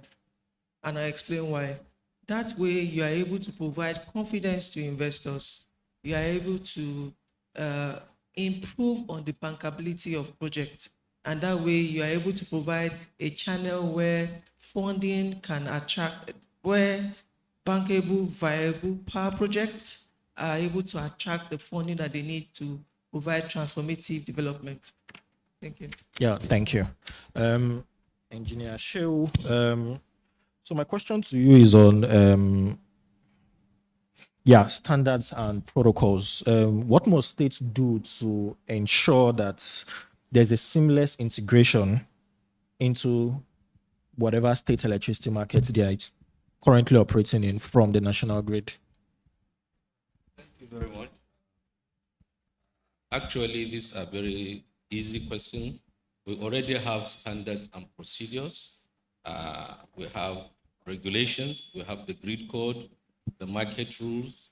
And if you are building a transmission line, a substation, we have design standards and specifications. So any state that wants to embark on building maybe 132 kV and above, 330 kV infrastructure should actually liaise and follow up. And again, state has to be a market participant. You cannot join the central without being a market participant. So these are the few things that we should maybe let state knows. For your generators, there must be some level of visibility. It has to be SCADA compliant. Recently, we are adding some kind of another layer of visibility, provision of IoT devices. We want complete visibility that everybody will know what is going on.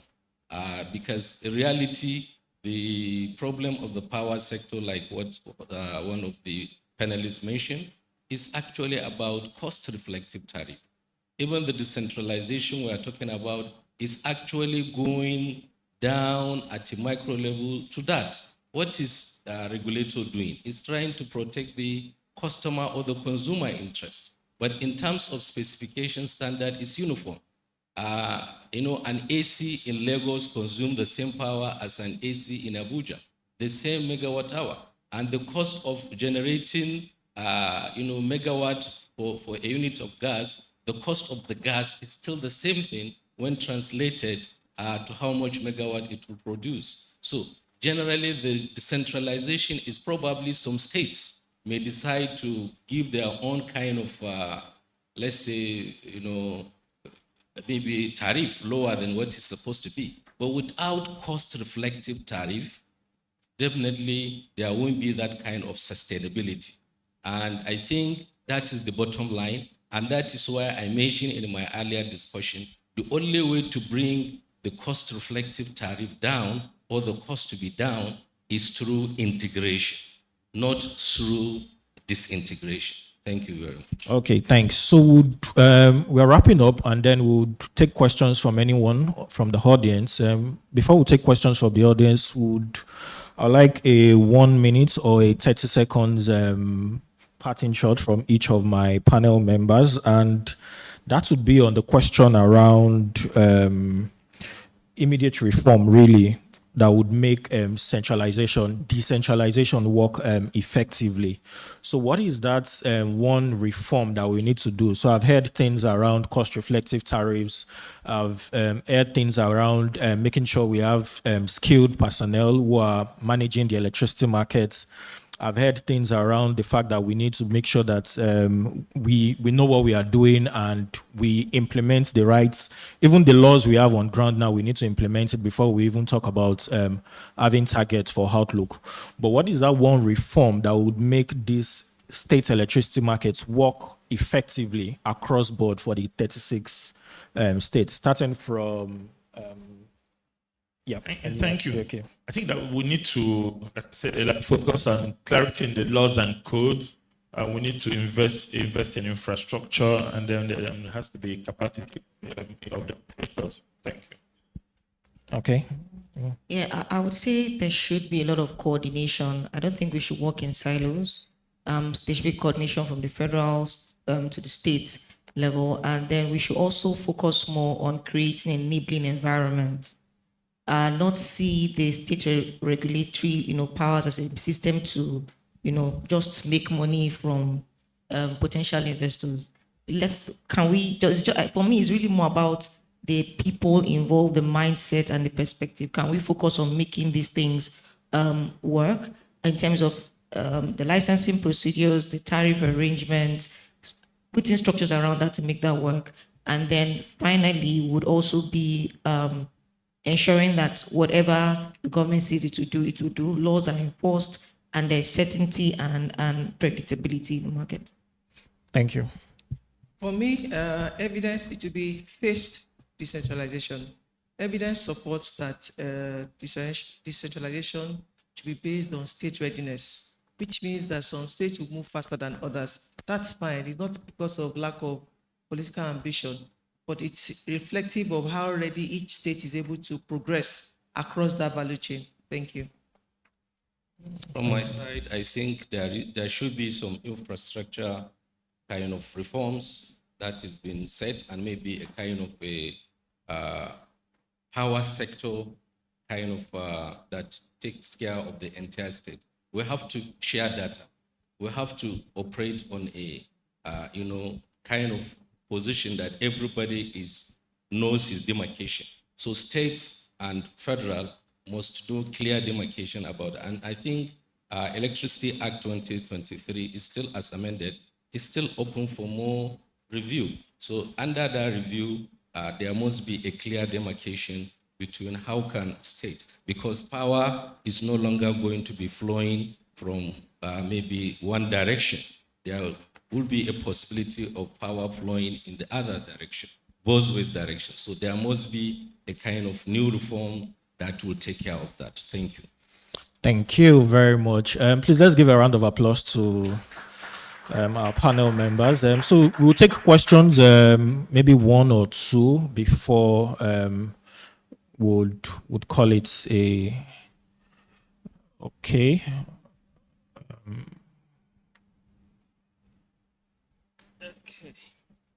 Good morning, everybody. My name is Osegale Yimbo. From Simba Solar. So I have a question. It would have been nice if the commissioner for Lagos State, who just left, if he would have been here as well, because my question lies around what he said and what two of the panelists here have said. As an investor or a developer in the space, right? It would be good to have somewhere, a central point where you can get all of your information. And when I mean by central point, they are the regulators, they are the policymakers with regards to states and federal, but coordination. As an investor, you don't want to go to different agencies. I want to verify I'm here, I'm there, I'm tossed here and there. There should be some sort of coordination, right? For a central point where you can get all of your information, licensing, policy, just a central point where you get all these things. It will also help to fast track the mini grids deployment and microgrids, just a central point. So it's not necessarily a question, it's a suggestion, particularly to our moderator from the DGs of the Governors Forum. So please take this home to our governors and the forum, that it will be good for us to have, speaking from the developers and the investor side of things, to have a central point where all this information that is needed if one wants to invest in the sector can be gotten. A central point. I don't have to go to a regulator. I don't have to go to a policy-making agency. Just a central point that acts as... okay. Yeah. So that's... Thank you. Thank you very much. Maybe I should just respond quickly, just a second. Thank you very much for that advice. It's well taken. As the forum of the 36 governors, we're a policy hub and we'll try as much as possible to be a repository of very relevant information and data. The information, the likes of which you just suggested, are the things that we aspire to have. If you come to NGF, you would see a lot of those things. It's work in progress. We'll continue to build on what we have, eliminate those that are no longer relevant, and try to see how we can be as current as possible. But yes, it's something that we do. Thank you. Okay. Okay. Please let's go straight to the point because we are pressed for time. Okay, thank you very much. My name is Gideon. I work for Royal Power. My question is about risk, right? I wanted to find out what guarantees could be available to investors or some risk sharing mechanisms, right? That will be available for an investor who wants to invest, in the state electricity market, right? We all know that risk is inevitable, right? But if there are guarantees that are available, I think investors can continue to look at those areas. Thank you. Okay, I will try to answer that question. And I'll start by saying that if you look at the body language of both the federal government and the state government, everyone is moving away from giving guarantees and all the whole typical backstops that you have. Whilst I don't deny the fact that it's important to give confidence to investors, I believe the approach I've seen, particularly again starting with Lagos State, is to encourage bilateral arrangements where they just tell you the things you need to do. You go find your off-taker and sell to them. And then, of course, your off-taker then gives you the relevant bank guarantees, LCs, or whatever it is that you need. But then in the scenario where the government itself is the off-taker, that's where, of course, that guarantee then comes in. Now, some states are not willing to do so. And sometimes they provide, even if they do, because it's one thing to tell you, I guarantee that I'm going to pay you. When the shortfalls then come, do they really have the capacity to? So it's that challenge that we currently have. And I would just say that we need to creatively come up with ways to ensure that we safeguard our interest as investors beyond waiting for state governments. Because it's a good to have, but the reality that we find ourselves in today is how many states really can give guarantees and how many developers would they give guarantees to. Okay, so it just brings about the idea about creativity for what works for our markets. Thank you. Thank you. The last question from, the female. The lady at the back. So sorry. Thank you very much. My name is Adeswa. I'm an associate at Kena. So my question is going to be from a regulatory standpoint. Now, one conversation that has been frequent or something that has been frequently said during this panel session is about cost-reflective tariffs. Now, I have a question that I would need the panel's answer to, and that's one, what's going to be the metric or the benchmark for determining the cost-reflective tariff? Are the states going to also rely on the NERC's multi-year tariff orders?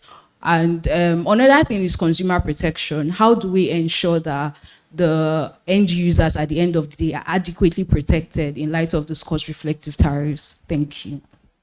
Yeah.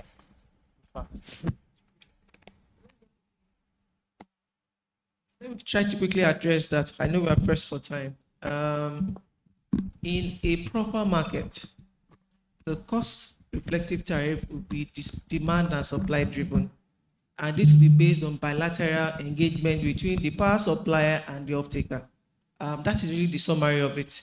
The second question around consumer protection. Remember I had mentioned that now that there is clear demarcation between the role of federal and state electricity regulators, then it is now a case of the state regulators providing a clearly defined framework for standardized licensing requirements, standardized connectivity codes, standardized consumer protection frameworks. So I think the answer to that is, if we go by decentralization, then the state regulators are supposed to step up properly and ensure that all of these are properly provided for. Thank you. Actually, in addition to that, we are talking about energy mix. When you are only generating using gas, it's different when you are mixing it with hydro or with solar. So cost reflective tariff is an aggregation of how much megawatt cost when all these generators are in operation. So that is why we are talking about economic merit order. Which of these generators should come such that at the end of the day, the customer will have a tariff that is cost reflective of what is being generated. Thank you. Yeah, thank you. Okay. So, Thank you, moderator, for indulging me. There are 2 points I'd like to make very quickly. I think there needs to be more transparency around the mechanisms for agreeing cost reflectiveness.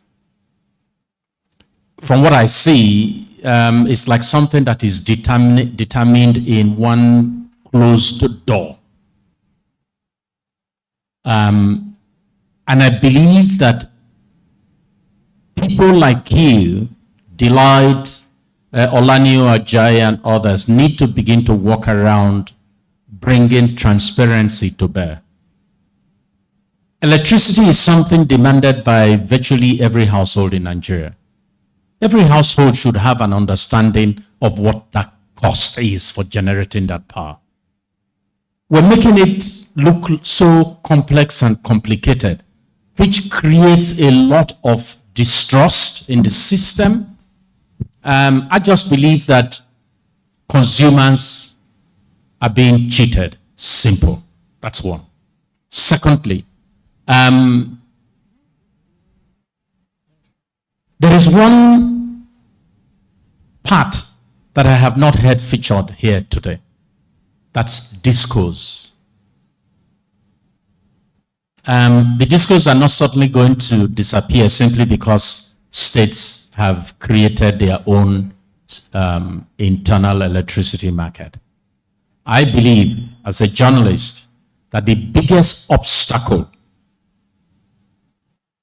to enthroning a new, fairer system for power generation, supply, and distribution to homes and businesses in Nigeria are the discos as they are currently constituted. Thank you very much. Please, Okay. if I may speak so to that. everybody wants to. quickly. Okay, Yes. so you go first. Yes. And, you. Okay, so I when it comes to tariff method, tariff setting, especially even before this decentralization, there's a tariff methodology. I'm not sure in my view, I'm not sure the problem is knowing how the tariff, cost reflective tariff is arrived at.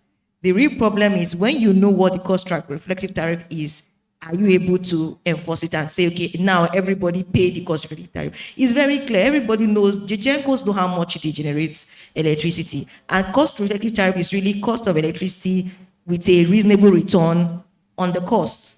Simply sit. So there, when you look at the tariff methodology, usually talk about the cost of gas, inflation. A lot of metrics are going to the calculation, and then NEC then gives you headroom for returns. But the question is, in fact, I remember looking at a regulation sometime where there's a column, cost reflective tariff, and then there's another column where the NEC then sets a cap as to what can be charged.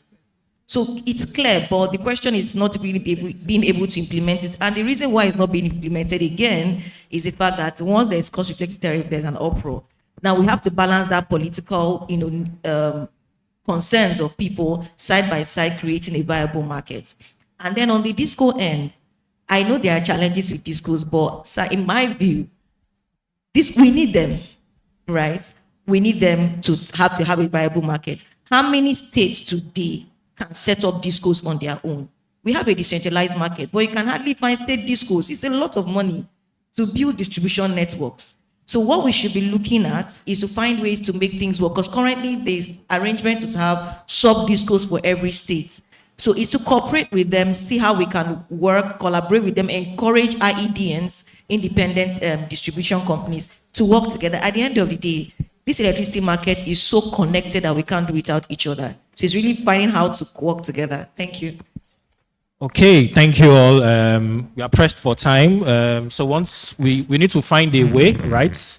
When we find a way, we'll find a will. Okay, when there is a will, there is a way. Please, let's clap for, I think they've done justice to the question.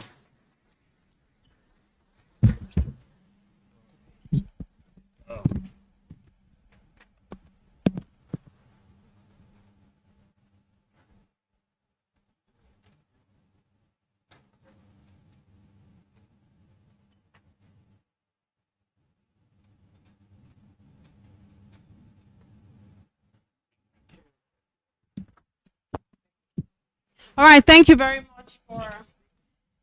much to our panelists and our moderator for doing justice to that panel.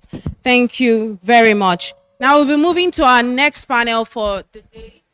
Our next panel for the day will be focused on decentralization to integration, aligning state electricity markets with private sector investment.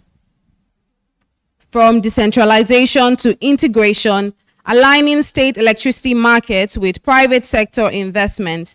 And on this panel, I'll be making welcome in no particular order. Please, as I call them upstage, please keep the applause coming. Thank you very much.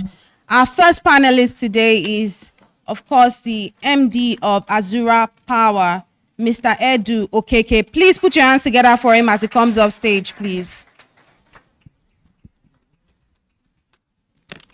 And next on our panel today is the CEO of Aradel Holdings, Mr. Olariwaju Daramola, well represented by Adegbite Falade. Please put your hands together for Adegbite Falade as she comes up, or he comes up. And our next panelist this afternoon is the Deputy Business Head for Simba Group, Mr. Sunit Arya. Please put your hands together for Mr. Sunit as he comes up. And last but certainly not least on this panel is an assistant manager at Tetraco Energy, Mr. Oladele Alani. Please put your hands together for Mr. Oladele Alani. And to moderate this panel this afternoon is the lead host for Energy Outlook Show, Mr. Wisdom Chap Jumbo. Please put your hands together for Wisdom Chap Jumbo as he comes up to moderate this panel, please. Thank you. I would also like to recognize in our presence this afternoon, Honorable Paul E. Usembo, SCN, is the Honorable Commissioner for the Ministry of Power, Edo State. Please put your hands together for him, please. Thank you very much. Okay, the moderator can sit at the edge. Isn't that okay? You prefer? Okay.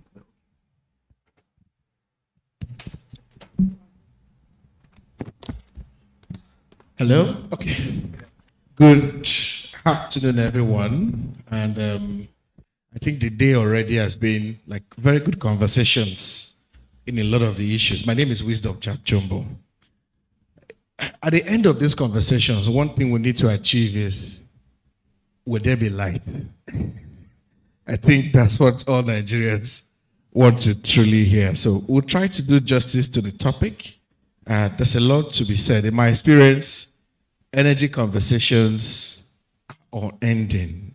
3 hours is not enough, but we'll try to do this in the short possible time. But I will move straight to where we are focusing today. And in a nutshell, our topic is, where do we find the investments? Where are the money? Because energy is expensive, power is expensive, and without the right financing, we can't even achieve anything. So where is the money and where can we find it? I'll quickly go to Mr. Edo Okeke, CEO of Azura Power. Many of you who know Azura Power, you know that when this project started, many people did not even know how to go about it, and Azura cleared the way for everybody. So I'd like to come to you, sir. Azura as a major grid connected power project. Now that we have this new law that states can generate, transmit, and distribute, what are some of the lessons Azura can share from over the years that when you look at what is going on now in the last 2 years that will possibly need to be thinking of or doing differently from your lessons, from what you have achieved? Many of you will know the Azura Edo Power Project. It's a lot of work. So, sir, what are some of the lessons? Since 2023, we've had this new law, and about 15, 16 states have decentralized, have their laws, have their market. What are they not looking at, sir? Thank you and good afternoon.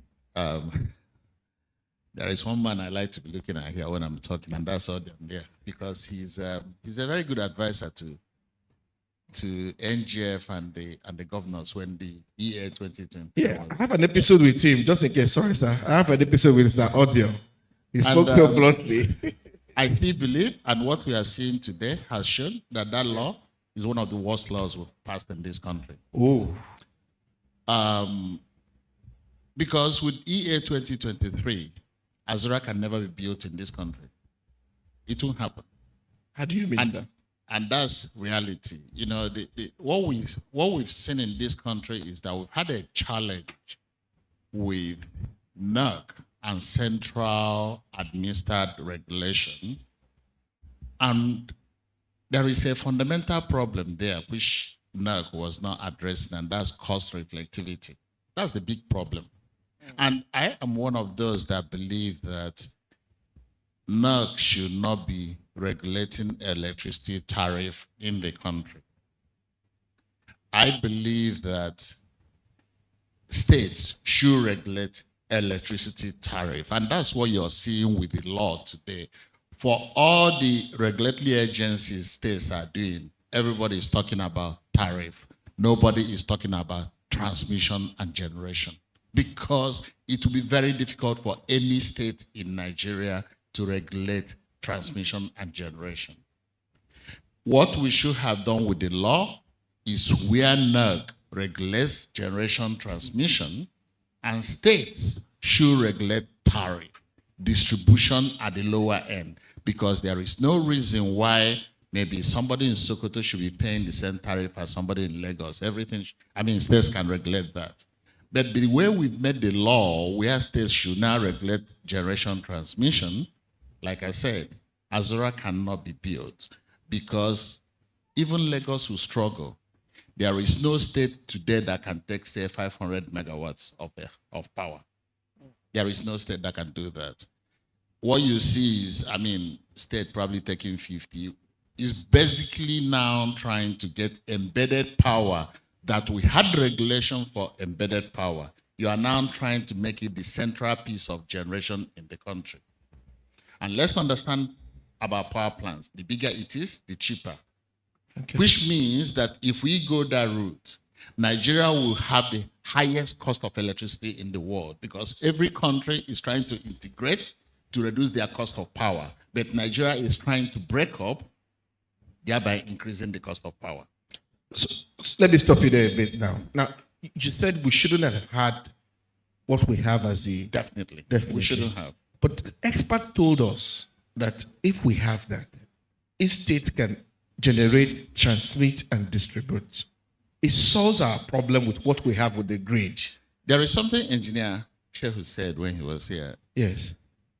You can't just build a power plant and put it on the grid today. You know that. Because there are standards you must meet. You understand? If I want to put a power plant here, and if it's going to go to the 132 or 330 kV line, I have to go to NISO. They have to do the load flow analysis to understand how that power is going to flow, where it's going to go to. There are so many things you have to do before you can actually build the power plant and integrate it. Now, unless the only way states can actually control their generation is that every state will be an island. Because that's the only way you can, you just do your own state, then this state will do its own. But as long as you want to go on the grid, you have to go to NISO, and NISO will help, because power generated, again, let's understand that this is electron. Power generated in Benin flows all the way to Abuja. It flows to everywhere. So if I now want to build a power plant and I do the load flow analysis and everything, once it goes on the 330 kV line, then all of a sudden it's no more just about the state. It's now about the national grid. So you now understand that for me, if I want to do a power plant today, yes, the only way I can do it, I mean, if I do the analysis, all of a sudden my plant is going to flow to 13 states. Am I going to be checking the laws of each of the states before I can? It won't be bankable at all, because I have to, for it to be bankable, the financiers will have to make sure that you are observing the laws of each and every one state. What we should have done is to allow NET to regulate generation and transmission and allow states to regulate distribution. We haven't done that. I believe that we're going to go back at some point. Okay, I'll come back to you shortly, because it seems like me and you will need 1 hour on this conversation. But let's come to gas. And I want to talk to Aradel Holdings now. You play a critical role in all of this conversation, because we need gas. Either way we look at it. And most recently, gas seems to be an issue. And that's why some experts say we have been seeing more grid collapsing and all of that. So my question to you is, where are we getting it wrong when we talk about gas? Now that if I follow what Mr. Edo has said, it seems we're going to have 36 problems with 36 states. How do we solve the issue of gas? And most importantly, where do we see money to fund more of what we need to get gas from? Okay, thank you very much. First and foremost, I want to say thank you for having me here. A correction, I'm not Mr. Adegbite Falade. I am representing Mr. Adegbite Falade. I'm Larry Daramola, the GM Commercial and Director of Aradel Gas. I think listening to all the conversations we've had in the morning, a lot has been said. But one thing we should pride ourselves as a nation is that we are doing everything to survive. Electricity is the oxygen of any economy. And the fact that Nigeria has survived till now is a testament of our doggedness as a people and our resolute determination to stay alive. Now, the transition we've had, which I think we need to commend the federal government for, which is not perfect, is indeed the Electricity Act. One of the things that's said is that it's only a fool that will continue to do the same thing and expect a different result. So something has to change. And I think what the federal government has done is to introduce an important change, which for those who would remember, there was a time when Lagos State was trying to solve its power problem, and they were trying to bring a power plant to sit on the shores of Lagos Island, and they were blocked by the federal government. And that set Lagos State back for many years. So the Electricity Act, even though not perfect, starts to solve the problem. And to me, and from the way I see it, and I'm speaking from the perspective of not just an upstream gas supplier, I'm speaking as a Nigerian that has worked and lived outside this country in different jurisdictions. The issue we have with gas is very simple. It goes back to the point, where will the gas go to? Nobody operates in a market where you have a product and people take that product and they are not ready to pay. It will not work. Mr. Azura here, I was just laughing. I said, why haven't I talked to Mr. Azura? Well, because Mr. Azura happens to be one of the few examples where, in actual fact, the contract sanctity to make sure that he gets paid for the power he generates is in place, in a way. It may not be perfect. Now, as an upstream gas supplier, I have resources in the ground. First, I must drill. That costs millions of dollars. But I won't start drilling until I say, if I find gas, where will it go? Who will pay for it? And mind you, I cannot store the gas. The moment I start drilling, I must have line of sight to where that gas will be utilized and paid for. And so in that chain is number one, I need a firm GSPA, a gas sales and purchase agreement, where there's a gentleman who says, I confirm I will buy this gas. I will pay for it, and at a price that makes sense to me as an investor. So that's point number one. I will ask him, okay, if you're buying this gas, how are you going to take it to where it's going to be used? Are you going to come and domicile yourself next to me? Or you are going to transport it to wherever you need it used? So comes the next question, the transportation. Where's the pipeline you're going to take it through? Are you going to do it through a pipeline, or you're going to do it through a virtual network, CNG, LNG, whatever?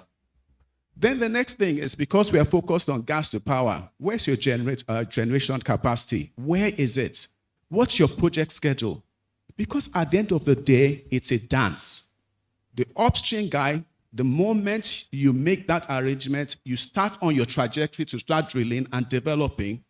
The guy who is supposed to develop the generating plant kicks off his project. At the end of the day, all of them are looking at the market where that gas will be what of taking in terms of a customer who is able to pay. So I would want to say that we have had models like Azure. We have had models where this has worked very well. But we're at the cusp where now the baton now is being passed by the federal government to the state government to say, now do your own bit. Have the regulations in place. Attract investors. Attract investors. Set up yourself. Security, we might think security is a major issue. A guy may probably not develop an upstream facility if it's in an insecure environment. Security is one of the major cost elements that affects the ability to even bring the gas to the surface. So there are a number of things we're going to unpack, but I'll just stop there, and I hope I have started to give a bit of insight into why the gas. So we have abundant gas in the country. In fact, let me mention this. In the 60s up till the 70s, when an upstream player goes to drill and encounters gas and says, this is rubbish, they'll cap the well and move on because we were looking for oil. Guess what? Nigeria has by far more gas than oil. And we're in the season of gas. And that's where, again, we want to commend the federal government. We have the decade of gas, which has started, and a lot is happening. And I think the ball is now with the state governments to start to think, how are they going to attract investors? Okay. Thank you. Yes, just to bring it again from what Mr. Edo said, for you, the way you sound, it seems the new act is what we need, giving the states that leverage to make their policies, to be able to help your work, to say, okay, if we see the gas, what kind of policies or who pays for it? Where does it go? So are you saying, unlike what Mr. Edo has said, are you saying the act is working and maybe there are just a few things we need to do differently? Is that your thought, sir? My thought is that the act is working. Lagos state government has just demonstrated what they're doing. Okay. No act is perfect in itself. It always requires refinement. Okay. Are we together? So I think let's accept that it's one step in the right direction. Does it take us to the destination? Probably not. But I think the focus has to be on working on the act, and where we notice there are issues, let's table them. And I think that's one thing the state governments need to do a bit more, is about lobbying the federal government to make sure that what they do at the national level makes sense for the states. All right. I'd like to move to my far right now. If you followed Tetraco's work a lot, especially what they've been doing around gas to power, they have been very busy, even up to the West Africa, Ghana, and some of those areas. So my question now is, what are your thoughts, especially when we look at solving this problem of power, where we need gas? What has been your own experience supporting the states? Where do you see a gap? And most importantly, are they paying for it? Or is that where we need to get the money? Yeah, thank you. Hello? Okay, so good morning, everyone. Thank you for having me. So that's a very beautiful question. And I think maybe perhaps I should start by acknowledging the 2 points, made by the first two speakers. I think I agree with Mr. Chinedu of Azura, partly, right? And I understand his concern around, essentially, just to summarize, he believes that you will lose out on the economies of scale that you should enjoy when you have a national grid, right? Or when it is centralized. Therefore, some areas, parts of the value chain should still remain with NERC, right?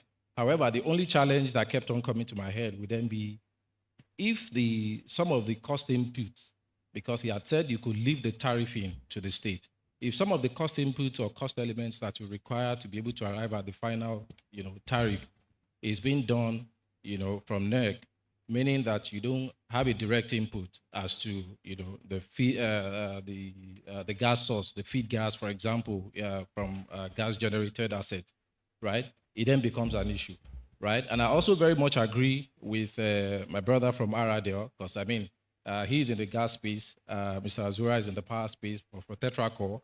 We play in both, so gas and power. And that's why I'm able to, partly agree with them both.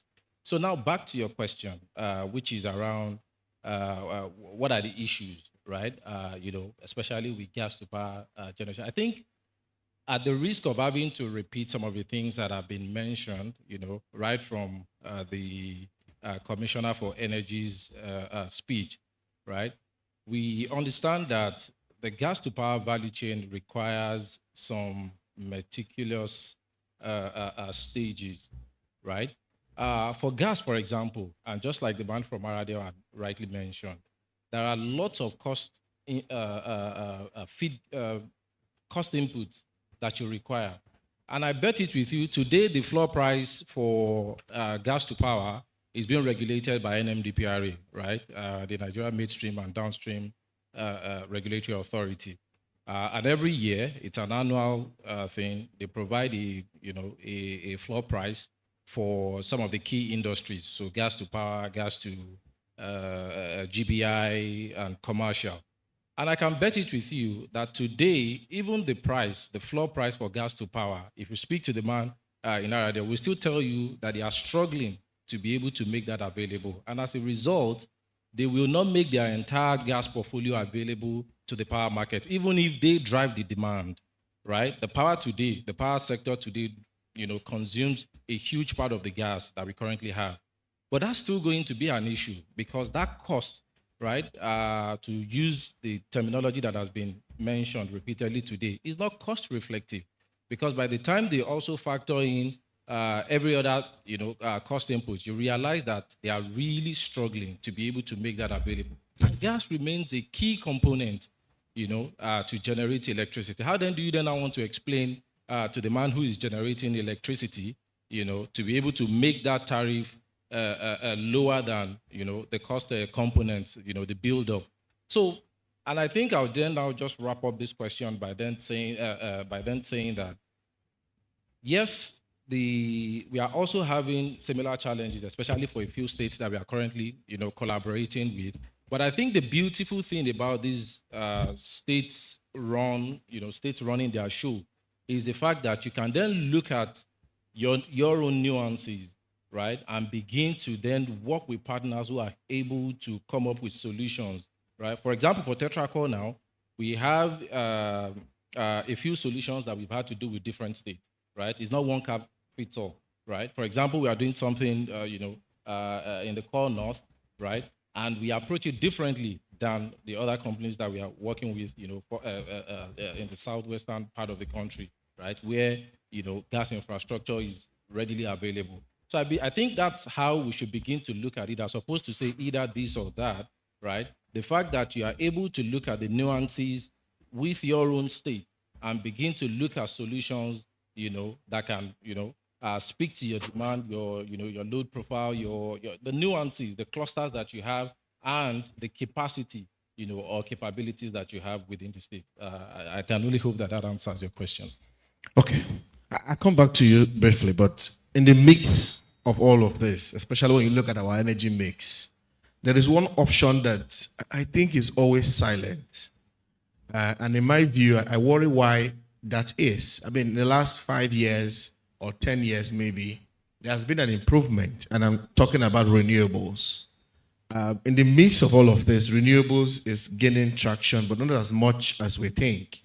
And that needs to change. So this comes to my next question now, and I'm talking to Mr. Sunit. What are the biggest barriers now, if you look at all of this arrangement with the states? What are the biggest barriers to scaling renewable energy solutions at this subnational level? Mind you, while the state argued so much that they needed power to generate, transmit, and distribute, they had the power to fund mini grid projects or renewable energy projects to get their states off the grid. None of them, or most of them, did nothing about that. Now they have gotten the constitutional power to do what they have always wanted. But we are not seeing changes as it should. I have not bought a generator in 7 years because I have a solar. Many homes have the same, and the surge sort of grew because of this power issue. So back to my question. What are the barriers now that you're seeing in subnationals to scale renewables? Thank you for the question. So, as such, if you look at the overall technology for hybrid or solar, specifically when I'm talking, so technology is not a barrier at the moment. It has grown up so fast, and it is at a matured stage where most of the countries are adopting or or already have adopted.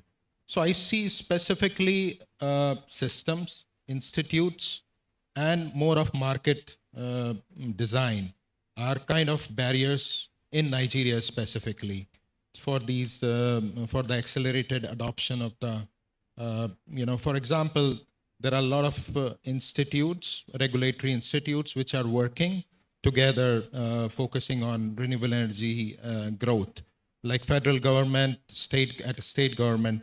But even in the last session, last panel, many of the people raised the point that there is a weak coordination among that, among those regulatory institutes. And then most thing, which is implementation part, which is missing. So a lot of policies are being announced, but implementation is still missing. Then on the investor part also, we see, especially like from Simba point, we reach out to many commercial customers, but we see major constraint is financing gap, which is a big miss in the overall, which is creating a big gap in the sector. That's for commercial. Yes, that's on the commercial side. Even for the residential part, there is no real financing available. I would say affordable financing. There are a lot of financing available, like you can buy anything with 25 to 30% of interest rate, but does it really make sense to buy for that? In three years, he will pay the overall cost, 100% cost of that system. So the cost of ownership becomes very high, and that becomes a big bottleneck for commercial or even for residential customers. Then there are other challenges like the grid as such. When I talk about hybrid system, the grid at the moment is too weak that it cannot absorb additional generation at the distributed level. Then, of course, in last panel as well, the question of local capacity is also a questionable thing. So I think there are a lot of challenges around that, but still, when your question was, what is the biggest gap? I would say financing is something which is stopping and and accelerating, stopping the acceleration of adoption of renewable energy specifically here. Okay, back to the issue of financing. So now that the states are designing their policies and they have the constitutional power to do so, because we are going to question them very soon, what they have done so far to solve this problem. In your view, as they design these policies, what do they need to add, or what do they need to introduce or bring on board that can indeed attract, financing or investment that can make renewable scale the way it should, especially as an alternative means, while we sort out this whole discrepancies of the grid and the arguments? the people need light. The businesses need light. What should be introduced? See, I'll take a step back, and I put myself in the shoes of an investor, right? Yeah. And I look at, so typically an investor, in a simple terms, what he requires for such a project, power generation project, less risk, right? Definitely everybody don't want risks. So, but I won't say that, of course, when you do business, there is risk, but of course, there has to be calculated risk. So less risk, bankability of a project. And the third part is predictable, maybe a kind of framework which can ensure or predict the revenue, that is money as an investor, So I think if these three things can be ensured by the policies, that definitely helps. Like currently, a lot of people talk in, even our honorable commissioner spoke about Electricity Act, the new Electricity Act, where state are independent to choose their own policies, but it's still that clarity is still missing. So as an investor, people don't have clarity what is the real permitting methods or regulatory barriers, or could be, or there is no standardization for interconnected transmissions as well. So these things are completely missing on that front. Then on the other side, in last session, I think there was a big discussion around tariffs specifically. So Mr. Frank also, I would say, raised a valid thing that there should be kind of clarity how these tariffs are being formed. And especially for an investor, these tariffs should not be politically driven in many of the places. It's not just Nigeria, but I've seen a lot of places also that these tariffs are being politically driven, which should not be a positive point for an investor. Then there should be a de-risking mechanism. So probably states should try to give kind of bilateral guarantees, or to ensure to gain the confidence from for an investor. Lastly, I can keep on talking on these points. I agree. In general, I would say for an investor, money is definitely available for these projects, but it has to be less risky, and where it can be also because investor look for scalability as well. All right. So that's it. I think what we are missing on the panel is an investor, so that we just take the questions and turn to the investor. But I'll come to you, Mr. Daramala. And my point now to you, he talked about clarity, which is what is still lacking if an investor is looking. And you mentioned the decade of gas, just not quite long. If you look at how far we've come with the decade of gas, a lot of effort have been made, so far. I mean, the AKK project, gas project, is almost done, and that is, it opens a new door. But my question to you now is, do you also agree that we still lack a bit of clarity on the policy direction when we talk about gas, especially gas to power? Do you think that is still the problem? And if an investor is looking at the sector now, where should the financing or the money be going? Okay, thank you. So do we have complete clarity? No. Let me give an example. It took us more than 15 years to get the PIA passed. The PIA, what it does is it sets the datum for upstream investments. Now, is the PIA perfect? The answer is no, because there are issues that are emerging from the PIA as I speak, which is it's being reviewed.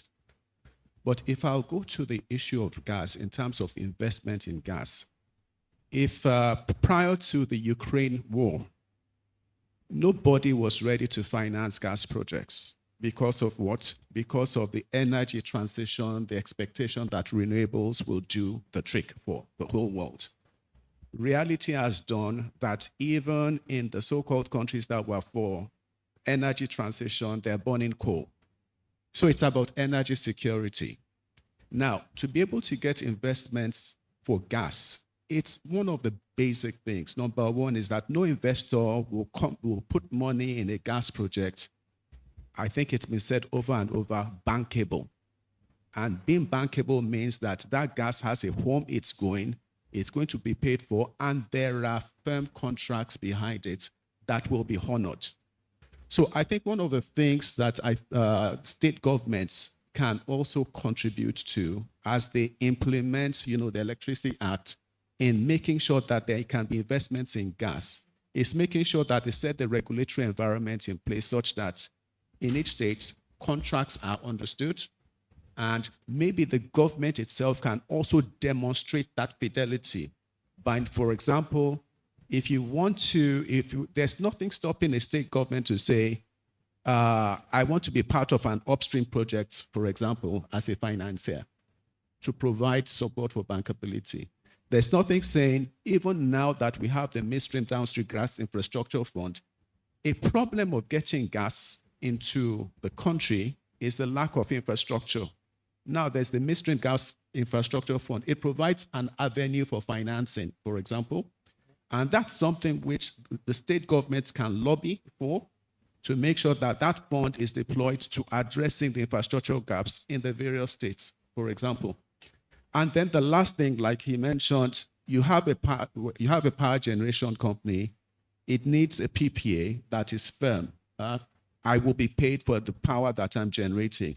There's nothing stopping state governments from being a part of a consortium that will guarantee the offtake and back it, for example. Even sometimes you can even go to the level of prepayment. The last thing I want to mention is that, because I keep saying that we're in a transition, under the PIA, we have the Host Community Development Trust, which means upstream players have to devote a certain percentage of their operational expenditure each year to a body in each of the communities. Now, what stops the Host Community Development Trust using such money to what? Finance both upstream gas development, gas infrastructure provision, and even the last mile. So the opportunities are there. The standard answer for an upstream gas player is you want to go into the international market or the local market. And they'll check the books. Number one, do you have the gas resources? Beautiful. You have the gas resources. Yeah, it's there. What's going to happen to this gas? Oh, it's going to be bought by who? Who's that person? What's the pedigree of that person who wants to buy it? And where will the gas be going? Is the market strong enough to be able to pay for the gas? So it takes us back to the fundamental issue we have with the gas to power in Nigeria, which my friend from Azura will confirm, which I think they excised, is the fact that unless the end market is ready to pay for the value they're getting, the whole value chain will break. And let's remember, like I keep saying, it's a transition. Where are we transiting from? We're transiting from diesel to power. And we know how much that costs us individually. And that's why I like what he has said, that if, for example, all the diesel generators we're having, if you calculate it, maybe it's like $20 to $30 per kilowatt hour. If that was pulled together and we start having plants, it may not get us to the utopia of maybe at whatever, but it starts to move the needle in the right direction. So I think that's it. So it still goes back to the fundamentals. All right. I'll come back to Mr. Edu. I hear you where you say, look, this act is not what we need. It may not be working as we should, but we have it now anyways. We have to find a way to make it work. That's what I'm thinking. But if these states must align themselves to attract investment today, what should they be doing? Thank you. First of all, let me correct something because I think there is a lack of understanding on where I'm coming from. Okay. Again, let me use the AES badge he talked about. Even the AES badge cannot be brought in today, still with the act. That's what, there is this misunderstanding that, that the AES badge was not brought in because federal government vetoed it because they could regulate generation. Let's understand NISO's job. The grid, NISO's job is to manage the grid safely and efficiently. So if you bring in the AES badge today, as long as you put it on the 132 or 330 kV line, you cannot guarantee that that power will go to Lagos, who brought in the AES badge. When that badge is up there, if there is imbalance in the system, NITSO will take that power to Sokoto because they want to balance the grid at that particular point in time. Let's understand, because we tend to be mistaking the two issues. NERC failed on tariff because they were putting a blanket umbrella, putting subsidy all over the place. You understand? And there was no investment. Now, getting the states to regulate, and like I said, if you look at what almost every state is doing, we are talking about tariff. This tariff cost reflectivity, NERC should have done it. They didn't do it. I'm not standing firm for NERC. That's where the problem is. The gas he's talking about, unfortunately, this law cannot all of a sudden mean that we are going to buy more gas, because you have to use that gas to generate electricity. What this law means, if we continue implementing it the way it is that Azura cannot be, if you take away Lagos, like I said, it's probably only Lagos State that I can build a 500 megawatts, put it on 32 kV line, and it will be used in the state. There is no other state in Nigeria that can utilize 500 megawatts. That's the answer. What that means, I cannot build an Azura in Benin City for that power to go to Abuja. Now, when you now go to the tariff, I agree totally that state governors should have a hand in regulating tariff. And basically, I like what all of them are saying, which is no subsidy. The biggest problem we've had in Nigeria is that our regulators distort the market because of outliers. That's the biggest problem we have. So what states should be doing is to make sure that they don't follow the whole thing. If in every country in the world there is subsidy in one way or the other, but you allow the market to function.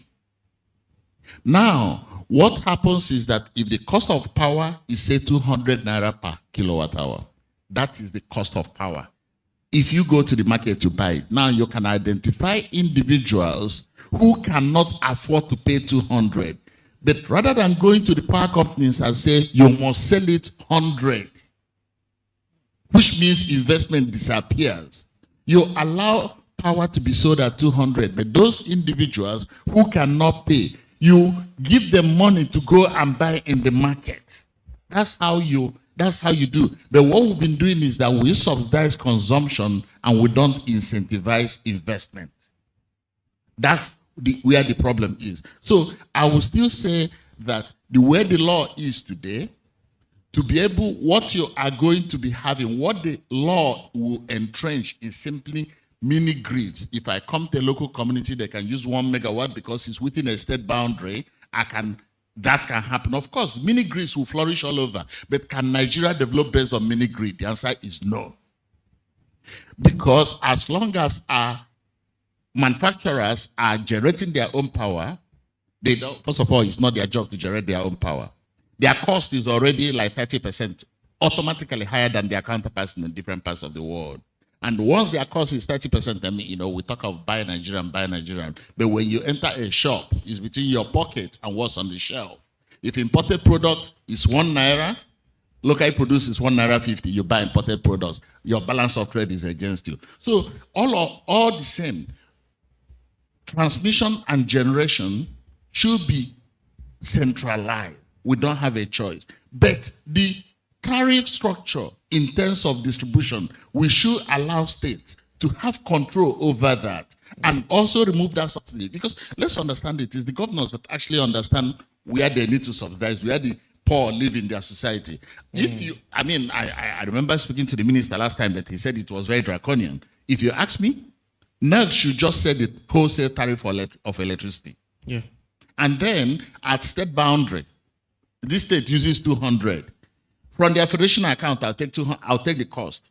Let the governor now decide, do I want to apply tariff to my state or not? You know, that kind of thing. That way, it incentivizes. The biggest problem today is that I cannot set up a plant, a big plant today in Nigeria, when you talk of bankability, because Yeah. I don't know how I can recover the cost.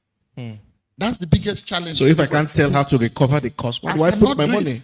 For him doing gas, he cannot go. Let's understand. Okay, let's drill down to Azura. For Azura to be done, okay, we signed an agreement with Seplat, a 15 years agreement. So based on that, Seplat now went and raised $300 million to develop their open field. They could only do that because they know that there is a firm GSPA between them and us. And I can only sign that agreement because I have a valid PPA. And that PPA is backed by strong credit guarantees. Today, it's not going to happen because no state, I mean, even if you take their ISPO and that kind of thing, so many states cannot give you any guarantee that is bankable anywhere. Thank you. Okay, wow. This is getting tougher. So before I leave you and come back to Tetracol, the Minister of Power, while he was resigning, gave a recommendation that we need to harmonize into a Ministry of Energy. That was his recommendation as he was resigning. From all you have shared now, do you feel like maybe some of this misalignment on how we understand the sector, if we can harmonize into one Ministry of Energy, would that help maybe a step further to solve our problem? In 1 minute, so that I need to move. I will say something. That we can juggle the ball the way, however we like, but fundamentally there is one problem. Okay. We have activist regulators in Nigeria. Activist regulators. Regulators. That's the biggest problem we have in Nigeria, where somebody in an office believes that he knows better what an investor and how much the investor will be making. You understand? Okay. Because let's understand it. If I can sell my power and I can pay him, investment, all of a sudden he will even look for somebody to build a gas pipeline to get his gas to me because he knows he's going to realize the money. But the problem you have, let's understand what happened in telecom. For 8 years, they were not allowed to increase tariff at all.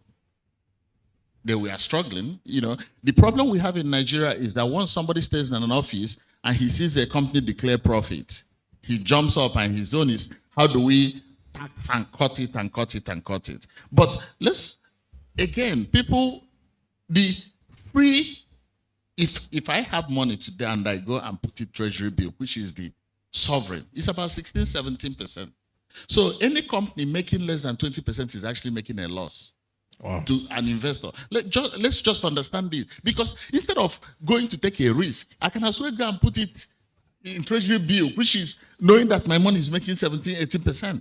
So will one ministry make any change? Just understand one thing. There is no investor, there is no free lunch anywhere. Okay. Every investor wants to make money. And once you as government start interfering for him to make money, he will start looking for all these guarantees because he wants to protect his investment. Okay. That's the biggest problem. Okay.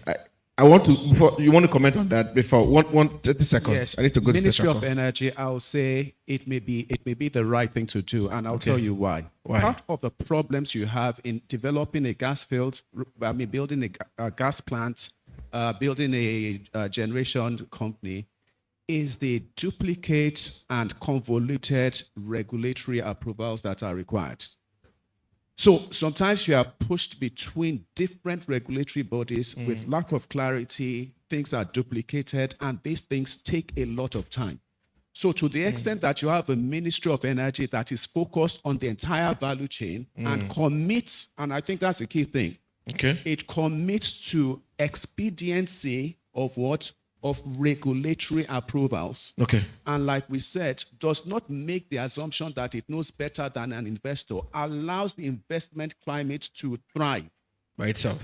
Then I think it may be a right thing to do, rather than having mushroom regulatory agencies that takes the time and energy. It creates more problem for us. Yeah. Okay. Let me now come back to Tetraco. I mean, I'll give you the rest of the questions. But what practical steps should states take in the next 12 to 24 months if we need to move from policy frameworks to that operational electricity market where you can have that ease to play more effectively? Okay. I think I'll begin by saying, I'm trying to remember the phrase now, the wheel, right? First. And I think that there's a way you can communicate the will. You can see when the director who represented Bayelsa Electricity, when he was speaking, you could see the passion. In short, if it wasn't because my this session was up, I was trying to connect with him on the back end to try and see, what areas of collaboration. And that's it. It starts with that, the will, when you can see that. Because again, I don't think there's any response that I want to provide to this that has not been mentioned, either by one speaker or the other. Speak of having to have a very clear framework, that guides enter. So within a state, it's already clear, right? These are the things that you can do. But the moment where you are then now able to maybe grow enough capacity that you are generating more than you can consume, right? Enugu, for example, who's doing a great job as well, right, in the East, can also look at maybe Ebonyi and all of that to try and see, how they are able to shed some load, which also speaks to what he had said. No state stays in isolation. At some point, you need to leverage a federal asset, right, the TCN and all of that to be able to wheel out electricity. So these are some of the things, having a clear, framework that guides all of this. And I think there's something beautiful about the previous panel session, but in my head, I think I took it down as show workings, right? A scenario where I think she had mentioned that face it, right? Okay. And when you say face it, to me, what I hear is show workings. So start with, modular projects that you can begin to demonstrate as, anchor projects that people like ourselves can say, oh, Tetraco has done it here. Jumbo and Sons Energy, right, can also come in and also do the same thing. All right. So let me just... All right, ladies and gentlemen, I think this is where we have to draw it. But it's been an interesting conversation. I did enjoy this, and I hope you did. We don't have time for questions because our panelists need to rush off. But thank you so much. I assure you the conversation continues on Friday at 6 p.m. on the Energy Outlook. And you can follow to hear more. Thank you so much. Thank you.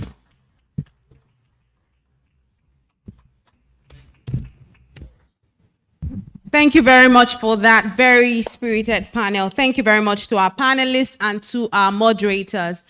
Right, we'll be going to another industry spotlight presentation on private sector perspective, case studies and investment opportunities. And this one will be given to us by the manager, Gas to Power Division at Tetraco Energy Group, Mr. Damilare Olayiwola. Please put your hands together for Damilare Olayiwola, as well as our panelists and our moderators for doing an excellent job today.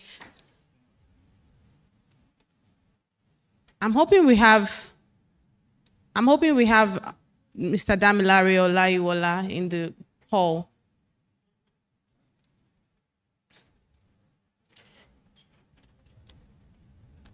All right, while we wait for Mr. Damilare Olayiwola, I'd like to say, yes, I know it's coming up, but I would like to please implore us to please download the Premium Day Business Day Premium, right? That's where you get exclusive stories, exclusive energy stories, and much more. So if you are not subscribed to the Business Day Premium, please do so. And if you have any questions, because I do know that some people ask so many questions, they're having issues, making news or whatnot, please ask for a young man named Michael. He works with the digital department. He can give you any guidance that you need. But on that note, please, thank you so much, Mr. Olayiwola.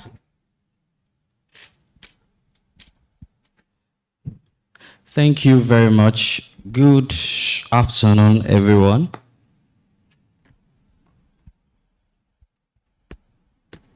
Please confirm you can hear me. All right, because I wasn't getting the appropriate response from the audience. I needed to be sure this is not a virtual meeting, and I needed to confirm that. Hope you're all doing great. Okay, this is going to be a very short session. First is to say thanks to the organizers, and of course, here's my organization for putting me out here once again, okay? What I intend to achieve is to provide a lot of confusion and a lot of points for us all to go back home to think about. And in some other instances, also some form of call to actions So please, in case I move away from the normal thing you are expecting, just please indulge me. The idea is to, I believe, if we are going to get this policy right, if we are going to get electricity right, a savior is not coming from anywhere else than what we have already. And if I don't leave you confused after this session, I will have done a very terrible job. Okay, so let's move straight to the state electricity market. I was hoping I would be able to present earlier.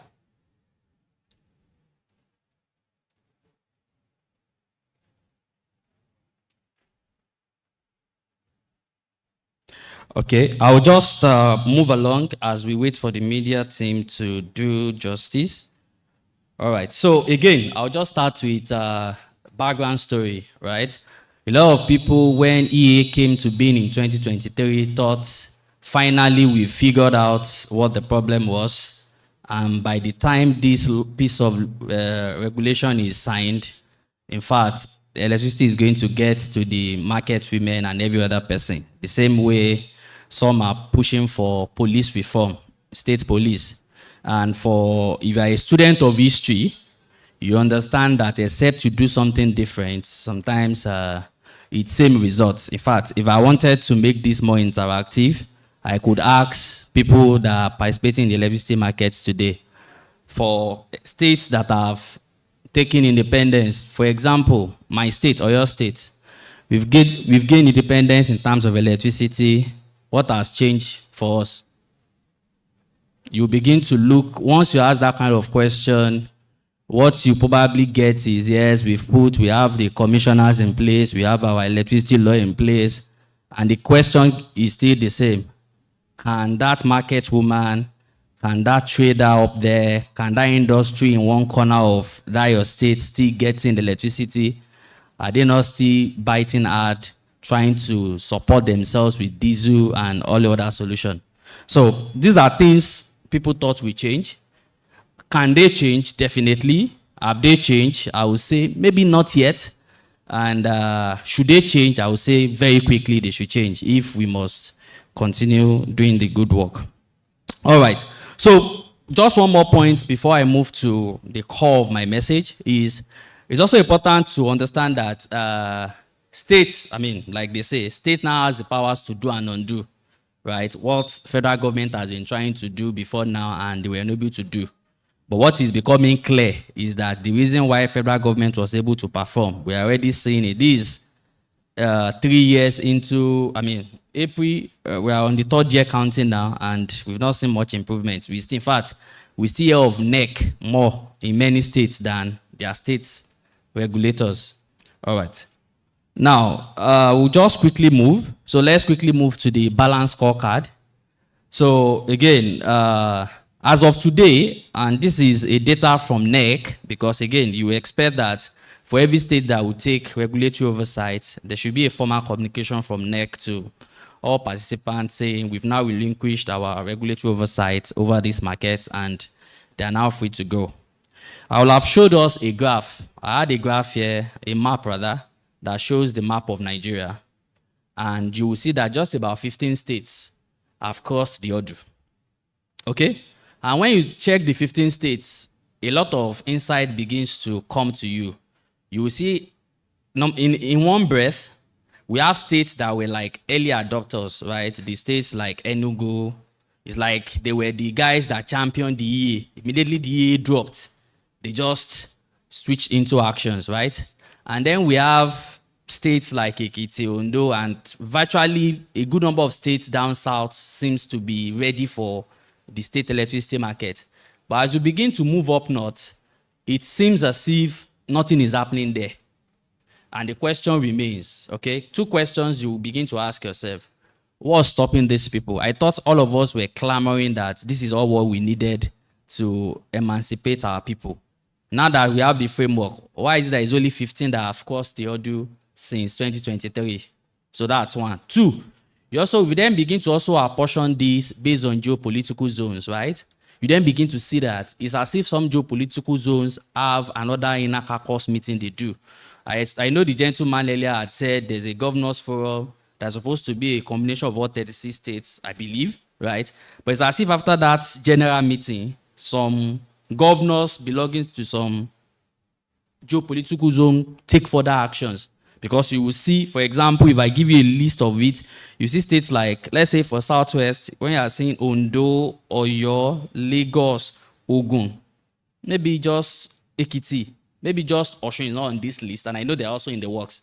So what it means to me is that it's as if the southwest part of the country is ready for what they want to do. Okay, and then if you go up north, I think up north, if you consider every other person that is not south, you only be able to see people like Niger, Plateau, and Nasarawa that is just coming up. Then you begin to ask yourself, I thought we would have people like Kano. If you understand what they told us, what Kano is supposed to do, it's supposed to be the industrial hub for the northern states. Why is it taking them forever to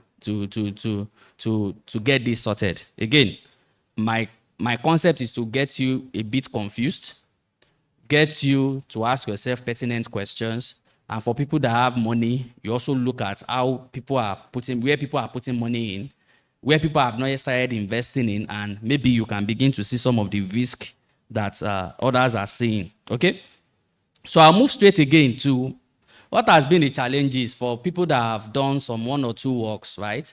And I will just go around about it in no particular order, right?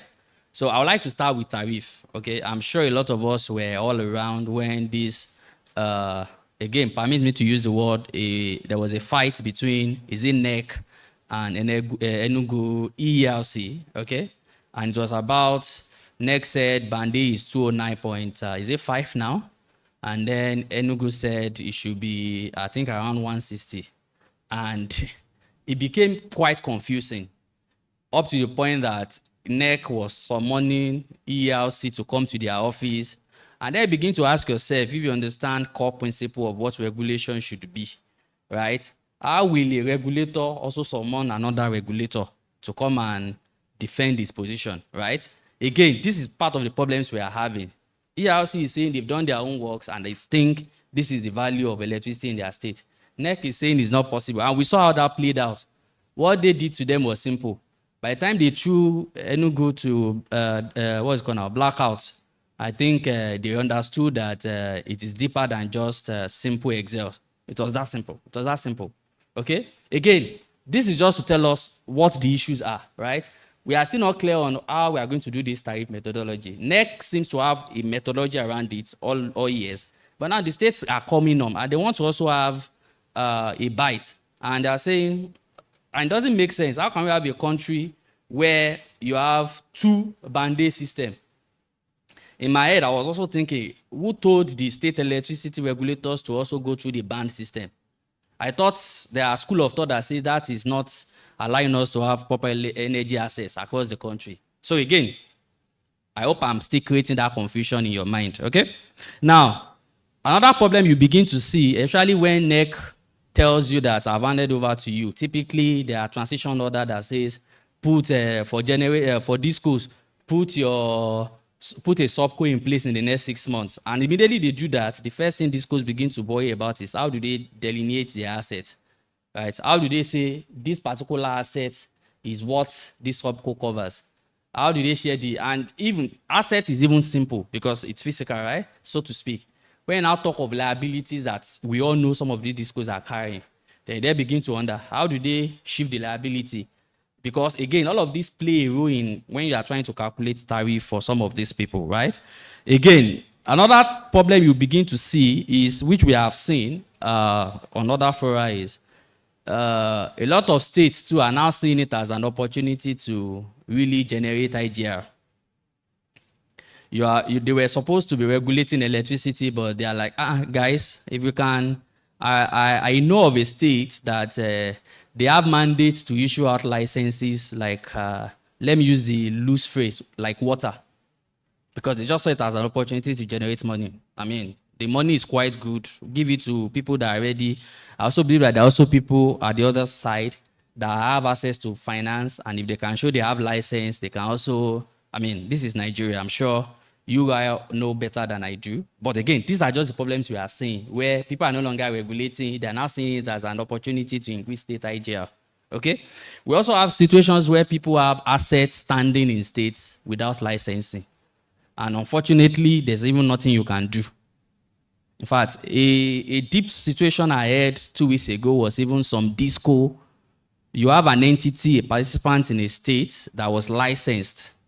And of course, yes, if you know what disco, the issue with disco before now is that they want the franchise. At least anything that is going to happen within their franchise should have their name in it in a way, shape, or form. They want to also eat out of the pie.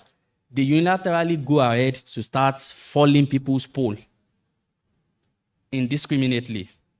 I'm talking about businesses that have license. I'm not talking about the one that didn't get license.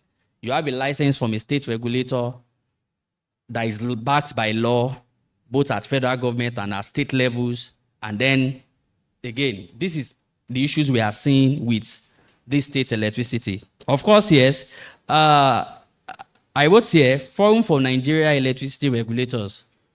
I know on the surface value, it makes a lot of sense that, okay, let us have, because that was part of the thing that came out after that fight between those two gentlemen.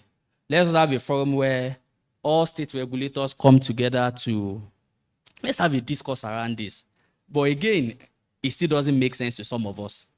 Why are we having, I'm not saying you cannot collaborate, please don't let us get it wrong, but I'm saying that why are we having, it seems as if it's a headmistress-student relationship. I mean, if you've been to some forum where these two agencies go, I mean, SEC and NEC go at each other, they begin to wonder why is this one feel is superior and why does this one feel is less superior. Again, that forum can achieve a great success in terms of collaboration, especially at this early stage. But for me, once I see things that are not crafts in a way to solve a specific solution and also with a specific timeline, because I believe the idea should be these two people should be independent. Yes, NEC can probably handle them in the time being when we sort out these issues, but to want to continue to handle them is what I don't get. And don't forget, we have states as of today that they don't even understand what they want to do yet, so they are not even in the conversation. So by the time they are coming on board, they are giving them things they did not sign on to. Okay. Another issues I've also seen, I was checking through one of the regulators' tariff methodology, and I'm seeing that they are still accounting for ETC and C loss up to 25%. And I kept asking myself, are we here again? We know in NEC order, when you check the MITO order, you will see them account for ETC and C loss. That you then see PIP that's supposed to reduce that, which hasn't happened like that for a while, right? Then I got to state electricity markets. I thought all of those things don't have a place, or we should be talking about single digits. At best, 10%. I saw 25% in my head. Outside all the challenges the last panelist just discussed, imagine you have a tariff that accounts for 25% loss. And what was shocking to me is that 25% loss was kept constant for the next 5 years. So again, I still understand what we are trying to, I still don't understand what we are thinking. Okay, let me also state this is, of course, yes, consumer protection. I saw something on NEC website 2 days ago. Do you know what NEC said? They literally said, please, for all these 15 states that have taken regulatory oversight, please, customers, if you have problem, go to them. It appears to me that customers, consumers still recognize this NEC. Like NEC is getting complaints that should be ordinarily be on the tables of the state regulator, and possibly, again, emphasis on the word possibly, the state regulators are not giving it the attention, because it's like NEC has perfected that system in a way, shape, or form. And maybe the response they are now getting, consumers are getting from state electricity market is not up to what they used to get when they were with NEC. They are now forced to report situations, and NEC jokingly also said it on their social media, please go back to your state regulators. That's a big problem for me. It's a big challenge that we should all look out for. Okay, as I begin to wrap up, I've also seen across this recent time, the Governor's Forum said they provided a template so that at least you are not starting from ground zero, right? And then you can begin to adopt, tweak the way it works for you. But I've also seen a lot of state regulatory legislative regulations that is the same. In fact, if you are not careful, I saw one that they forgot to edit one state from it. Like imagine you are reading state A. I'm trying to be careful, right? Because this is political season. Imagine you are reading regulations from state A and you are seeing state B name on it. So again, it then begs the question, what's the ingenuity? To what purpose are these regulations really put in place? Is it just a case of everybody's trying to mark an attendance? We have done it in our state. Is it a political score point? Because it doesn't make sense to me, okay? As I begin to wrap up, right? So again, I believe I'm confusing a lot of people, and I believe I'm opening us up to. I'll just touch base on few more things as I wrap up, okay? What must change? What is clear is that each state must decide what they want to do. And your KPIs can be as simple as we want to electrify 70% of our populace, right? And then you create strategy around it. It gives you an idea of, and you can create roadmaps, strategy around it and say, year 2022, year 2026, we've done this percentage, whatever it is. And everybody that is coming, you can then attract the kind of investment you require for your state, right? Again, you would plan this. I believe that because we are a state, you already understand where you are going as a state. You can plan this within the broader economic outlook of your state, right? To know what you want to do. That's one. Two is you can also say, okay, we want to achieve a very affordable electricity with our populace, whatever that value is, and then year on year, whatever you then need to do, even if you need to apply subsidy, which I believe subsidy should always be in the interim, if at all, right? Is you can then plan ahead and say, okay, we will need to apply subsidy for the next 2 years for us to activate this market in a way that we want it and then be able to set this price we want it going forward. But for us to just think we would, in fact, what I've seen with a lot of states is that they just copied a lot of regulation is just as if it's neck.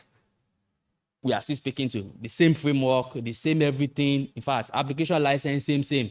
No ingenuity, nothing speaks to anything they've done that, again, this is just food for thought.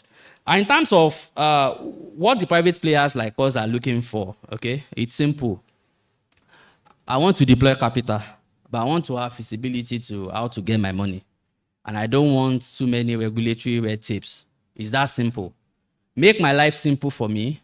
Let me be able to inject capital into the system, earn a decent return on my investments, and let us rinse and repeat.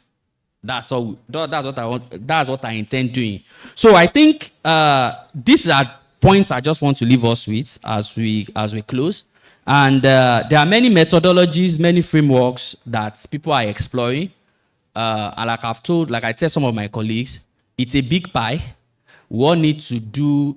This is the time to be innovative about the electricity market. I say electricity market as a case, a day coming that you'll be able to trade it.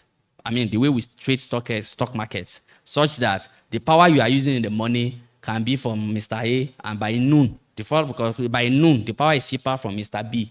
That's the power I would want to use. So thank you very much. I hope I was able to give you some form of confusion.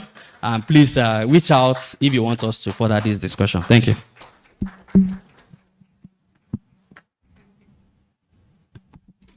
Thank you very much to you, Mr. Damilare Olayiwola. Certainly you didn't give us confusion. You actually convinced us. Thank you very much. Well done. And now for our next panel today, our final panel. This one will be on financing the decentralized power market, investment and opportunities. And on this panel, we have another set of brilliant people. I'm sure we would agree that from the first panel to the second panel, we've had very enriching conversations, which we hope will translate into something tangible eventually.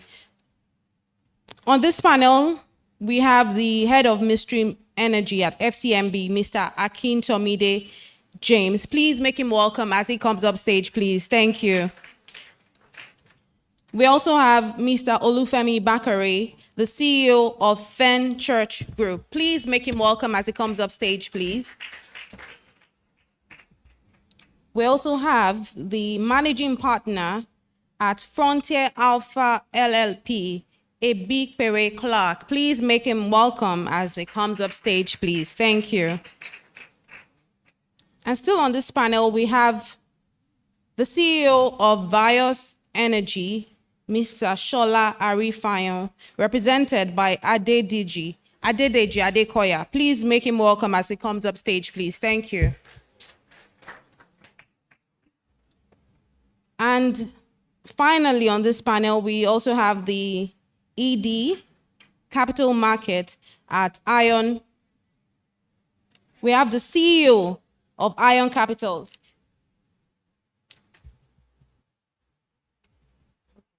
The CEO of Ion Capital, Mr. Jubril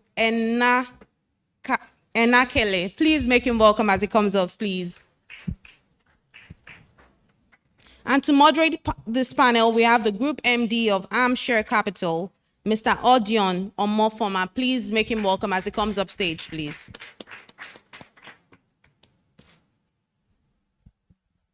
So be snappy about this. This is the worst time to have a panel. I'm standing between you and lunch. So try and be fast about this. But at the same time, we'll also try as much as possible to make it worth your while. I have on the panel very esteemed investors and capital market operators seated here. So we'll have a very interesting time.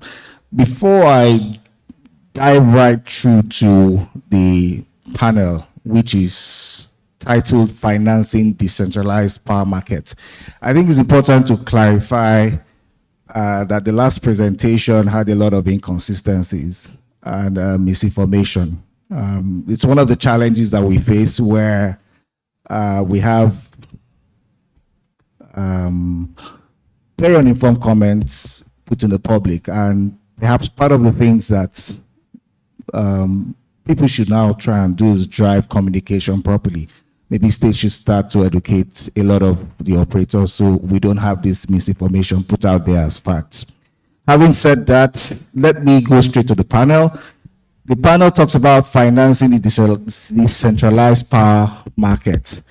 And just to break it down, a decentralized electricity market is a power system where electricity generation, distribution, and regulation are managed locally rather than through a single centralized national grid. So that's the summary of it for those who are wondering what a decentralized power market is.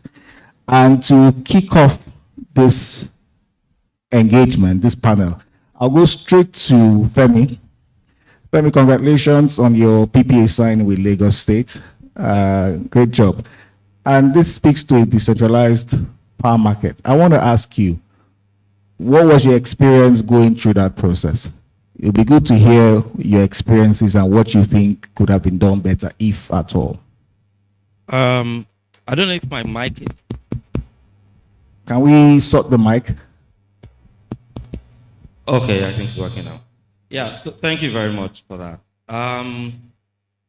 I think first things first, I should say that I didn't entirely agree with the comment from the Azura MD at all. This market is currently being disrupted. That's the truth of the matter. People want power, right? And people want power at a tariff that is manageable, affordable, let's put it that way. To say that, you know, we have to keep doing it the way we've been doing it, I don't think that's entirely correct. I think the Azura mindset and the very big, you know, 500 megawatt, 1,000 megawatt, that's not where to go. We need a lot of power, and we need power in the system very quickly, right? We can't rely on the grid. So even if you put a 500 megawatt plant somewhere, the 1,000 megawatt, it still needs to go into the grid. And if it can't get to where it's needed, then it's not fulfilling its purpose. Hence, the new government's policy with regard to decentralized power generation, which is what companies like Venture, Electron, Utilita, this is what we do. We are disrupting this market. And the analogy I would like to use is two analogies actually. It was when the telcos were doing the billing, and then MTN said it wasn't possible to do per second billing, right? And then it took another market entrant to come and say, well, per second billing can happen. And we can see how that disrupted that market. It's the same thing. The black cabs and the yellow cabs in New York and London didn't want Uber. And when Uber came in, it disrupted the market. The truth of the matter today in Nigeria is decentralized power, state managing, regulating, and transmitting is the way to go. Right now, we have a power plant in Delta State, 8.5 megawatts. We've just done another power plant in Ekiti State, about 3.5 megawatts, which was scaling up. And now we signed this agreement with Lagos State to do 26 megawatts, right? And yes, it was a long and tedious process. It took us 2 years to get there. Why? Because Lagos State also wanted to get away from the take or pay and how transactions are being structured. We have to be creative. With all due respect to the engineers, I always say the business now is about how efficient you can get your finance. And when financing can be structured efficiently, long-term, right, that cascades down to the end consumer. Lagos State has been at the forefront in terms of its deploying or wanting to deploy power for its market. And you can't blame Lagos State because it's a huge market, right? And in doing that, power is what drives everything. Lagos State has an office that is dedicated for PPP. That helped a lot. Lagos State got Olaniwa Ajayi, the law firm, right? Very experienced in power. And then it also helps that the commissioner of power is someone that is extremely knowledgeable about the sector. So those factors helped us greatly. Now, is the demand there? Yes. But what's our model?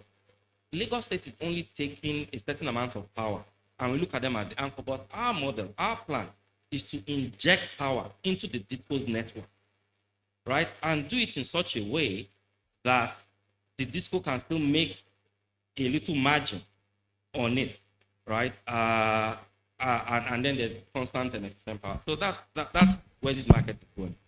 So just writing on your comments when you talked about innovative financial structures. So from your Lagos transaction, something very critical has been taken away, the take or pay structuring.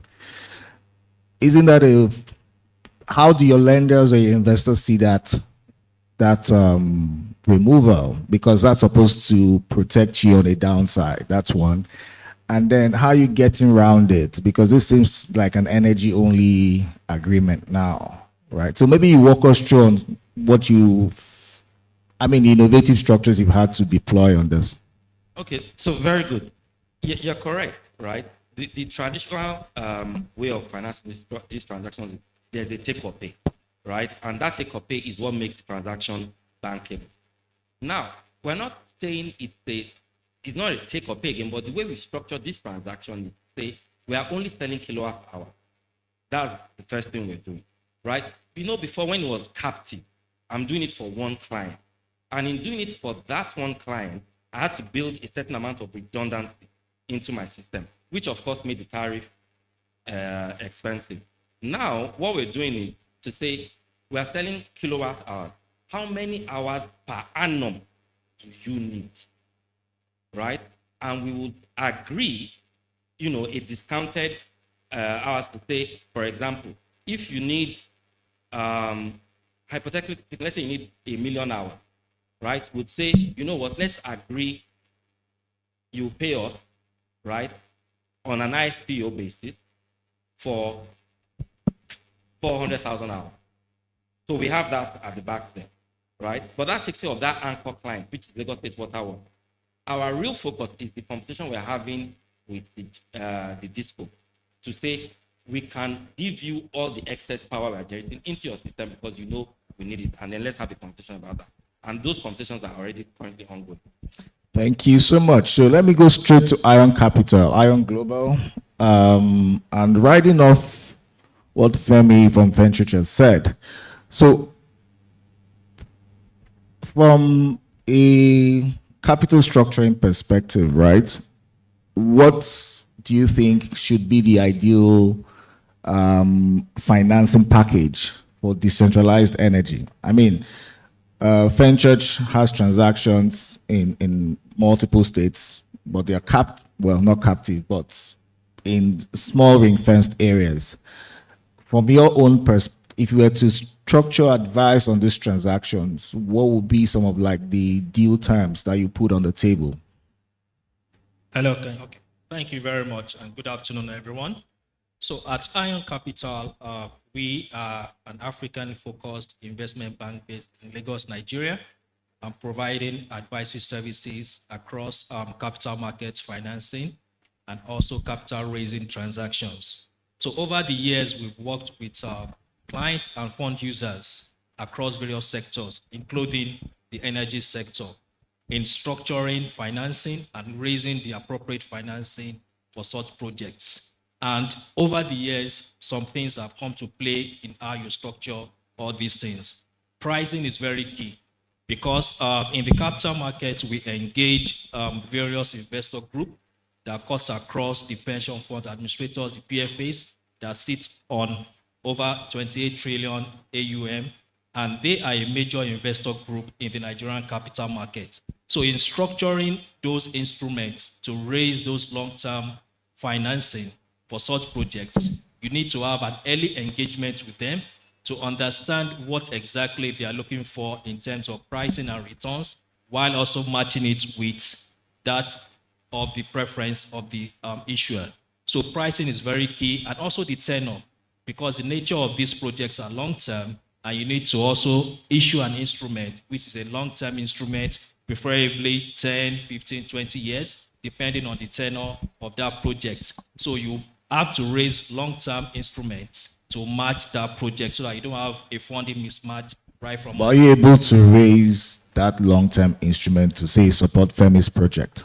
Yes. Last year, we worked with an independent power plant, company in Lagos, to set up, to raise long-term debt.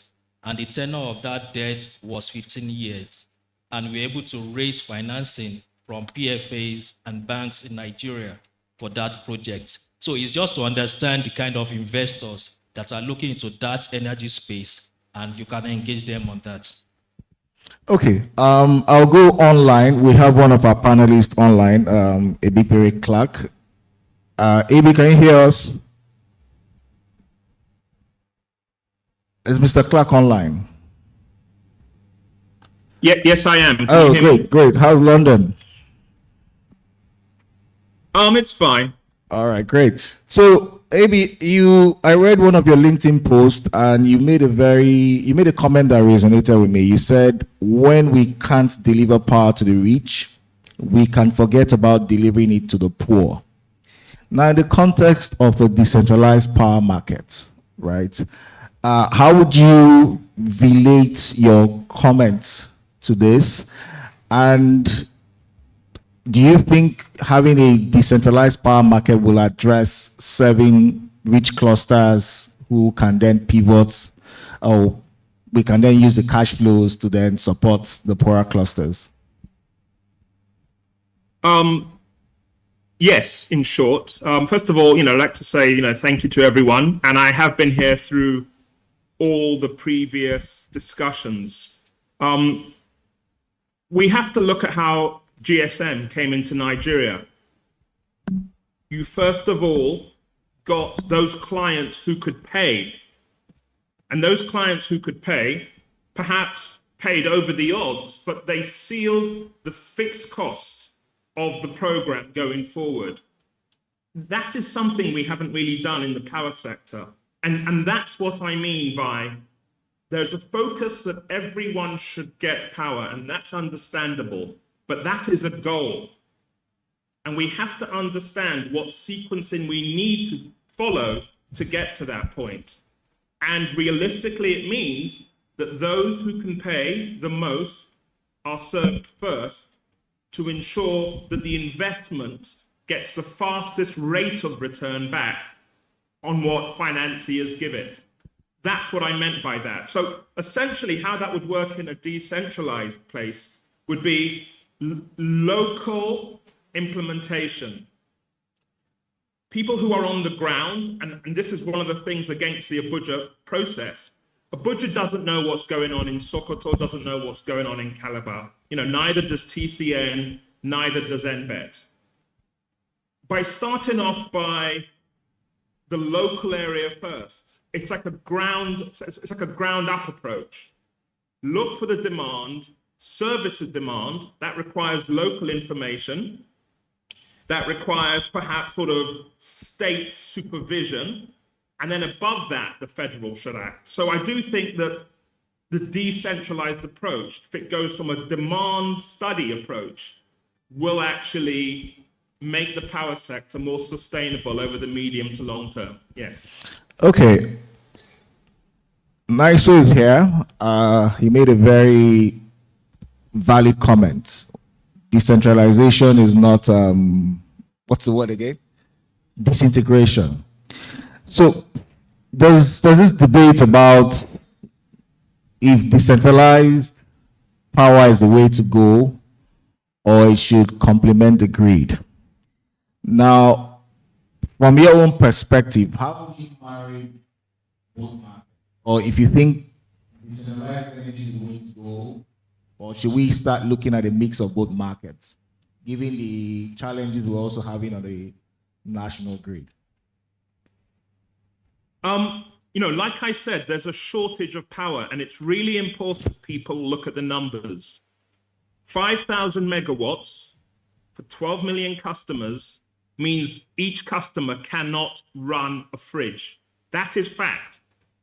Each of the 12 million customers cannot simultaneously run a fridge.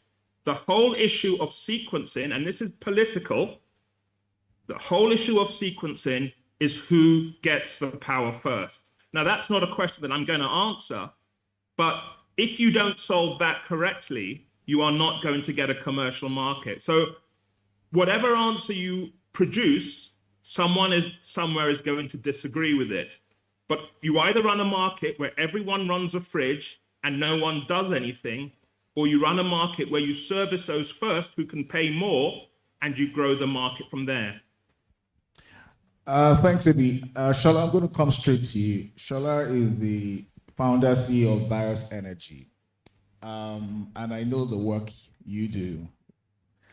Now, corporate and industrial customers, as Fenchurch, AB, and others have said, seem to be like the anchor load that makes the economics for decentralized power work. Would you agree with that statement, first of all?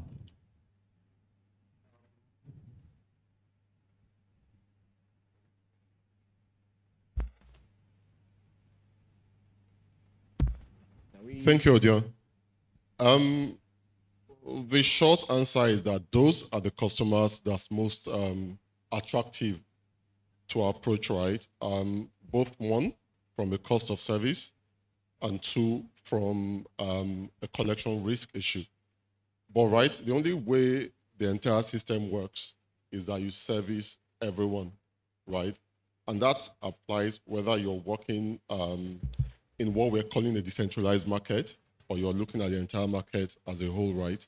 And the one thing you cannot do is to look at the segment of the market, give them all the power they need, and then ignore the rest of the market. Because that first fails the regulatory universal service obligation, it fails all the, should I say, socioeconomic goals that we subscribe to, the SDGs and all of that. So our view is yes, those customers are the easiest to service. And I do believe that one or two, I think AB actually did mention that a number of other people have done that as well. You've got to find a way to provide all the power that everybody needs and can pay for, right?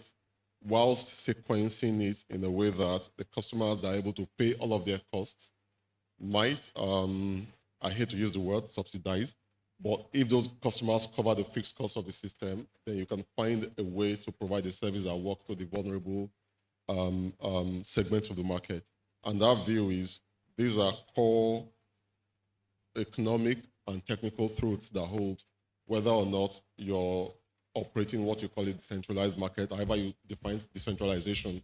Are you talking about state regulation? Are you talking about on-grid activities vis-a-vis activities happening off the transmission grid? But we've got to find a solution that covers everyone. Okay, so assume I'm a state governor now. I literally want power for both the rich and the poor in my state. You are an investor who wants to invest in power, but naturally you, what we call cherry pick, or you go for the C&I customers, the industrials. I mean, from your perspective, how would you marry the need to address my requirement as a state government versus your own need to ensure you have a bankable, viable project? So again, like all investors, right, and I'm sure we've heard it several times here, nobody is putting at risk a single naira without a reasonable assurance that they're getting that naira back plus a bit of a return, right? So yes, you're right. My incentive as an investor is to look to make money, and so that drives me towards the C&I customer that pays, right? But that's the entire reason why that this market is regulated, right?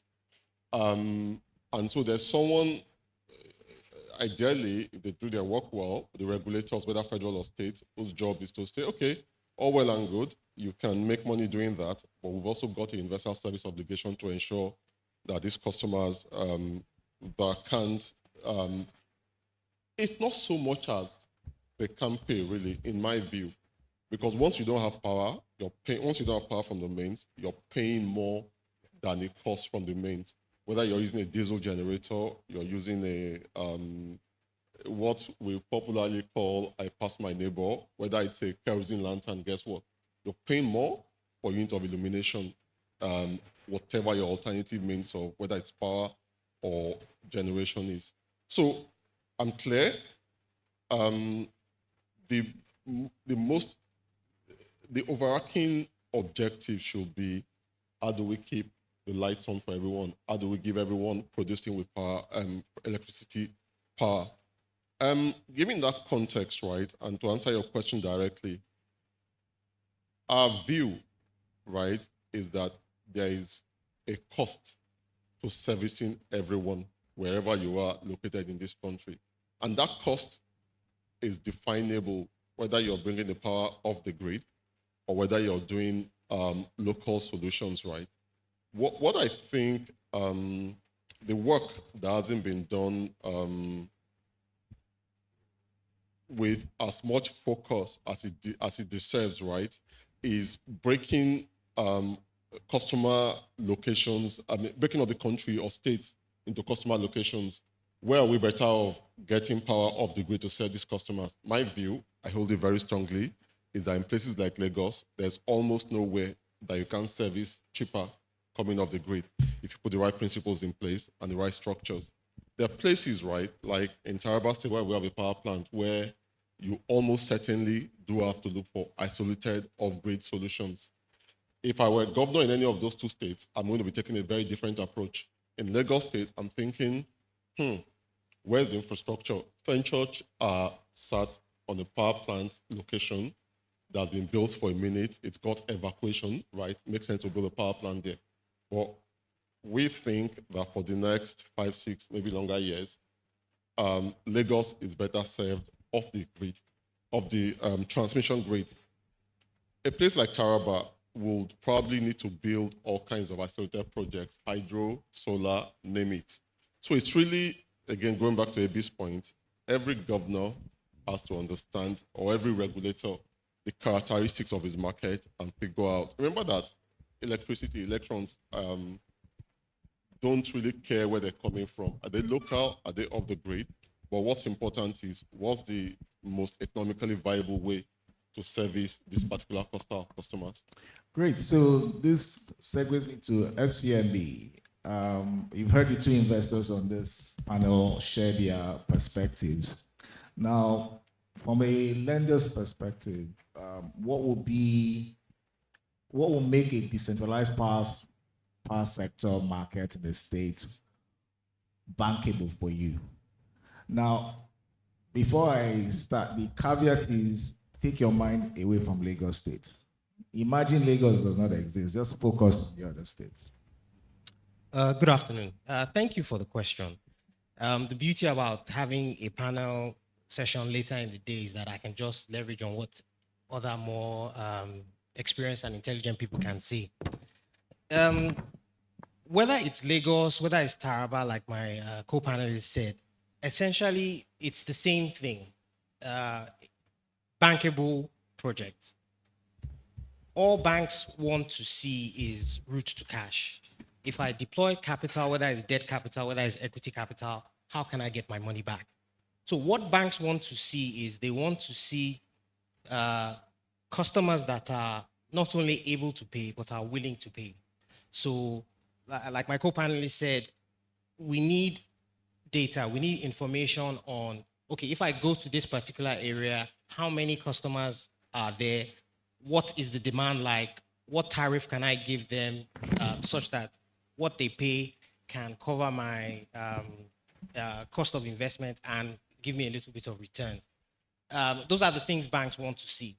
For a decentralized system, one of the fundamental advantages, what banks want to see is each state, because they know their citizens, they know their customers, each state should develop a policy or a plan that addresses the particulars of each of those states. So, like he said, Taraba will do hydro, will do solar, Lagos State can do gas, can do embedded power, whatever suits it.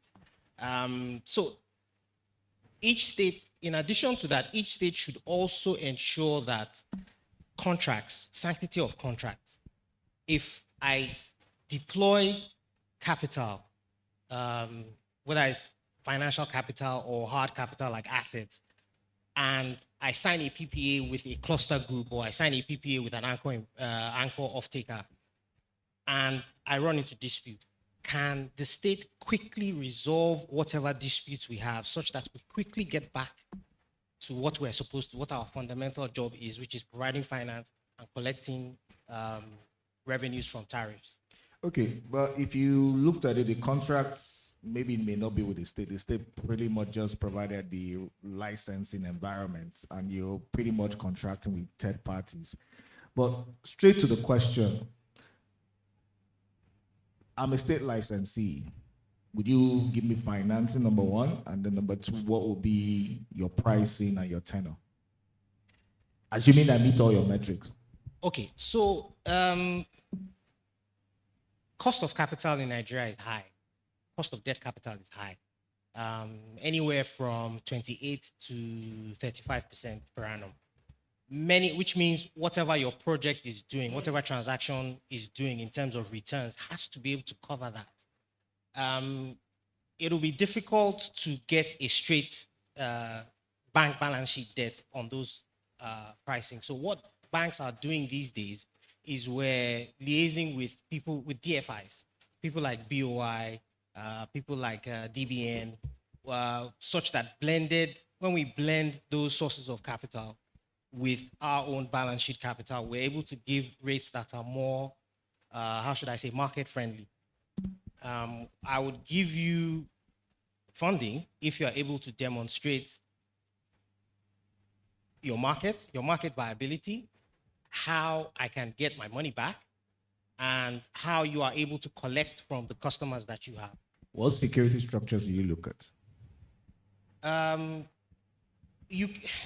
At this level, security is difficult to obtain because, I mean, the policy is, I think CBN policy is security for transactions 120%. So if I'm doing a $10 million, $50 million transaction, I can't expect anybody to bring security at that value. So what we would look at is something like a project finance hybrid, where what is securing or what is guaranteeing my financing would be the underlying contracts. So Femi, I'll just go straight to you. Same question. I mean, you've done this, it's probably your third rodeo now with Lagos. What kind of security structuring did you have to put in place to get finance? Actually, let me backtrack. your funding, your financing, was it a mix of debt, equity? Was it wholly equity? And then what kind, and if there was some level of debt, what kind of security package did you have to present to the lenders, and perhaps the tenor that you have looked at? Okay, and that's a very good question, because everything really rests on capital. So for our project, it's generally a blend of equity and then debt. Now, what we do is apart from when we put our own equity in, then we'd ask. Typically, percentage of the project. You know how Nigerian banks operate now. That's what I'm saying. Apart from your mother's head, they basically like you to drop as much as possible. So the finance people generally would ask about 30%, right? But we generally would land at about 20%, right? Now, again, these projects, how are they bankable? First, you have to go to the right person for the fund you need. I always say to people that if your business is of a certain size, just deal with a microfinance bank, right? And you'll be their biggest customer there. We don't collect. Initially, when we started, we'd have to go to, the retail bank. But now we go to infrastructure funds. Now, if infrastructure funds can match the tenure of our PPA, if I've got a 10-year PPA, they are happy to do 10-year money, right? So again, that helps us. So it's generally, apart from the fact that it's equity and debt, then what do we ask for from the state? Again, other providers such as this should ask for ISPO from the FAC account. Now that's difficult and that's long. You can be on that process for 2-3 years because they have to go to DMO and all the work that goes with that. So we would ask for an ISPO from the state's IGR account. Now, what we then ask for, apart from the ISP from the IGR account, we will ask the state to give us a bank guarantee, right? Because despite the best intentions of a governor, even if he signs the agreement on his first day in office, the PPA would outlast him because the PPA is typically 10 years, right? And because of change of government or change of regime, you need to be very careful. So we would ask for a bank guarantee. And then the third layer is we would ask for the House of Assembly to ratify all the contract agreements. So that way, no one is coming in and just off the whim, I don't like your face, I want to terminate, right? So those are the security parameters that we put in place. And with that, we found out that our lenders are generally very comfortable once you can have those three items in place. Okay, that seems like a lot of work to get these documents in place. Ion Capital, do you envisage or do you foresee a lot of structuring activities in the decentralized power sector? Now, I'm not talking of the mini grids. I'm not even pivoting in that direction. I'm looking at where you have state licenses coming to you to say they want to structure finance. Do you think there's an appetite out there for these types of transactions that are not Lagos related? Because we seem to think, most of the CNI guys, I think people are happy with Lagos risk, but outside of Lagos, are you seeing appetite for decentralized power financing? Thank you very much.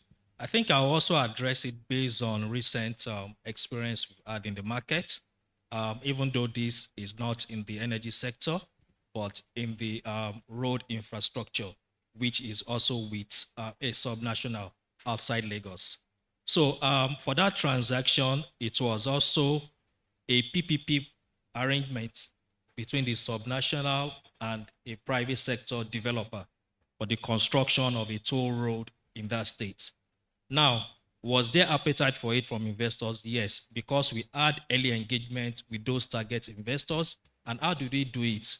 There was also a guarantee. So we also worked with infrastructure credit company, Limited Infra Credit.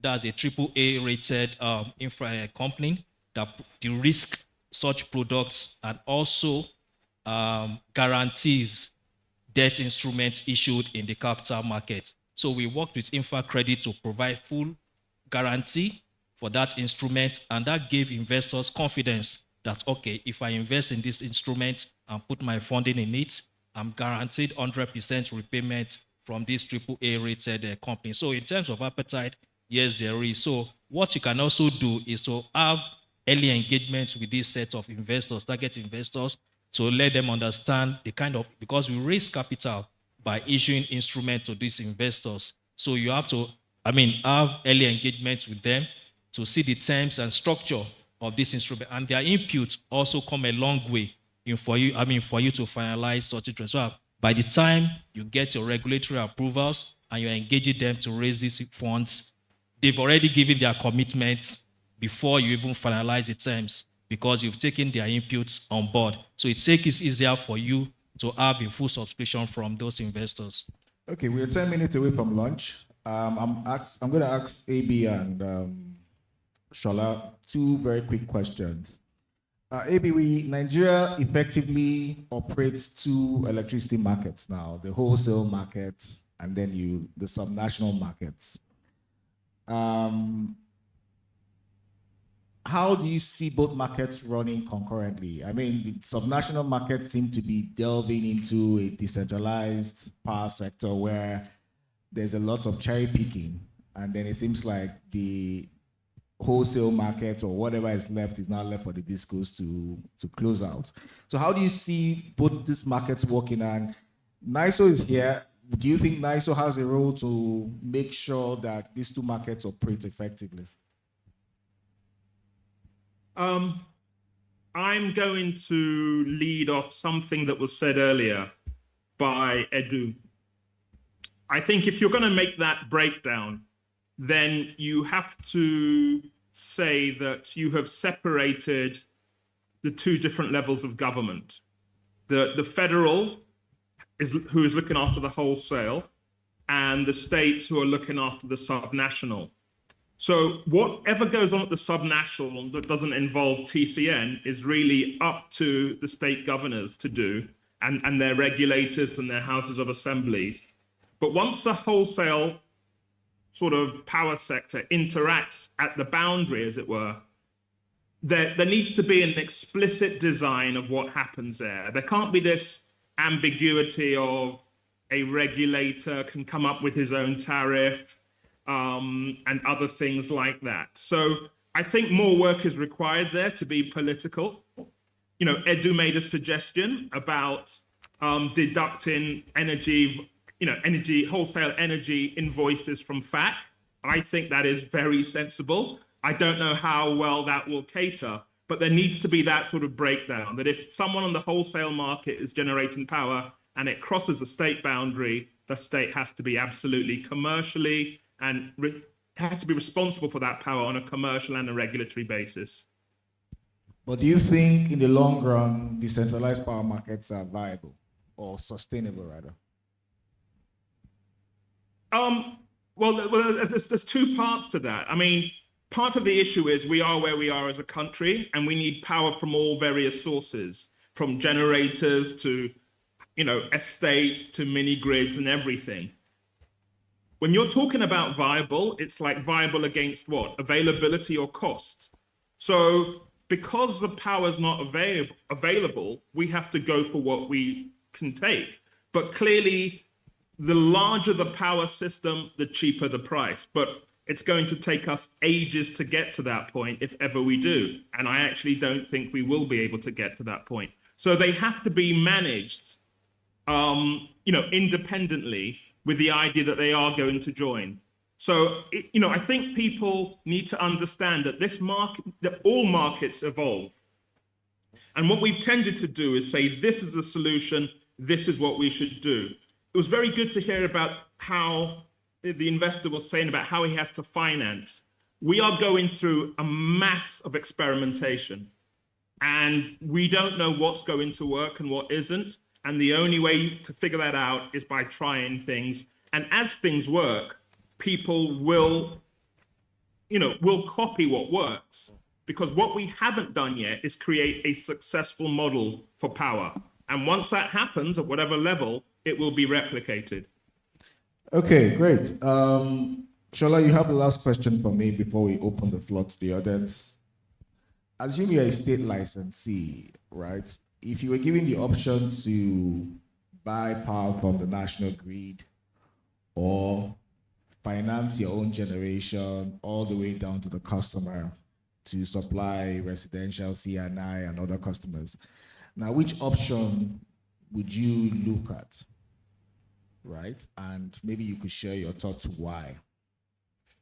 Thank you, Odion. That's the easiest question to answer.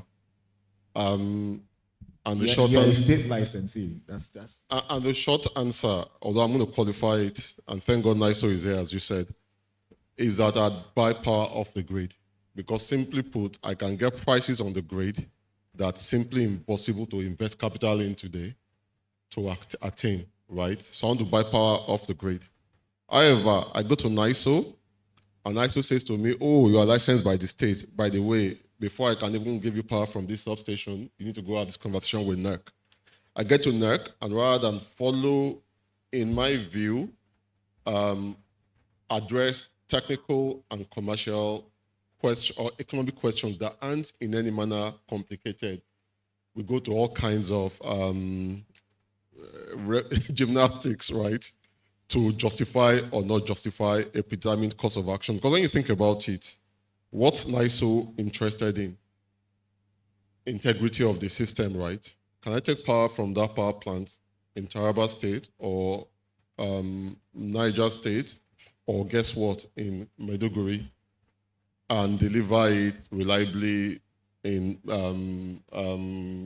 Bayelsa or in Badagry, right? Simple engineering questions that in this world we live in today are not in any way complicated.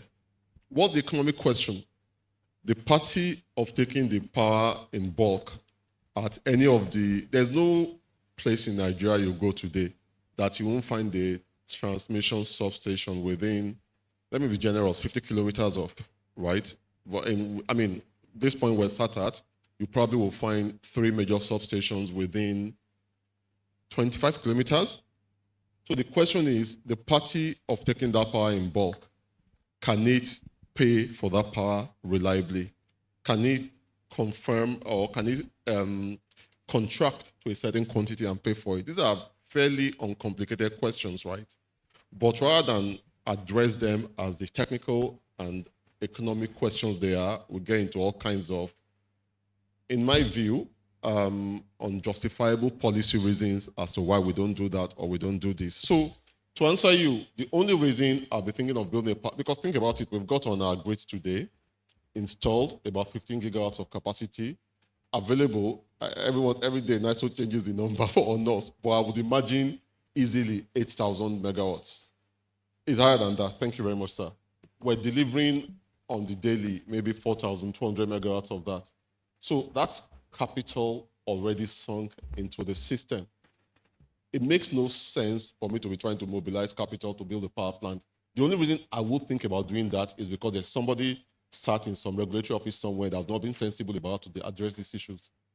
But it makes, don't get me wrong, there are 235 million of us, maybe more, maybe a little less.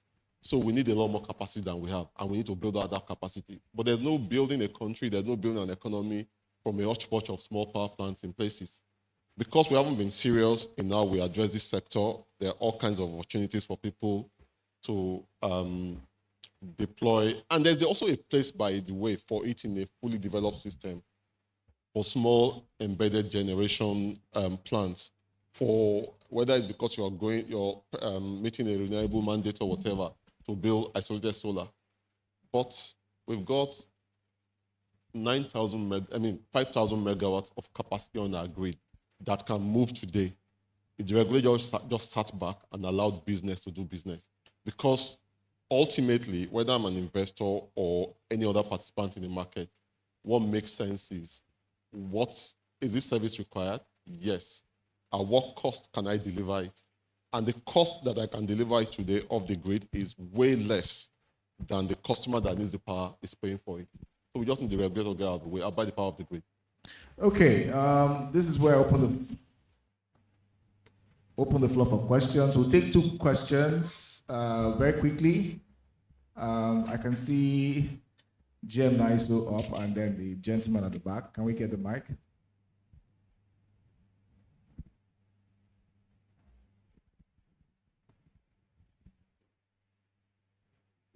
Very much for the Thank you very much for this opportunity to ask. I would like to first of all thank Sola and Clark for their contribution, and also to raise some issues actually that need to be addressed in this. You know, the theme of this conference is beyond the grid.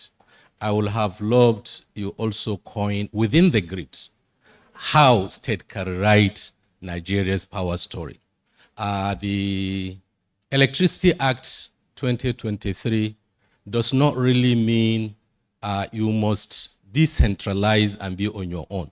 For example, we all know many states have rural electrification agencies, which normally build small distribution to feed communities. We have mini grids going on. And if states can harness these resources and also use what is available on the grid to buy bulk power to feed their other people, that is very important aspect of improving the economy of their states.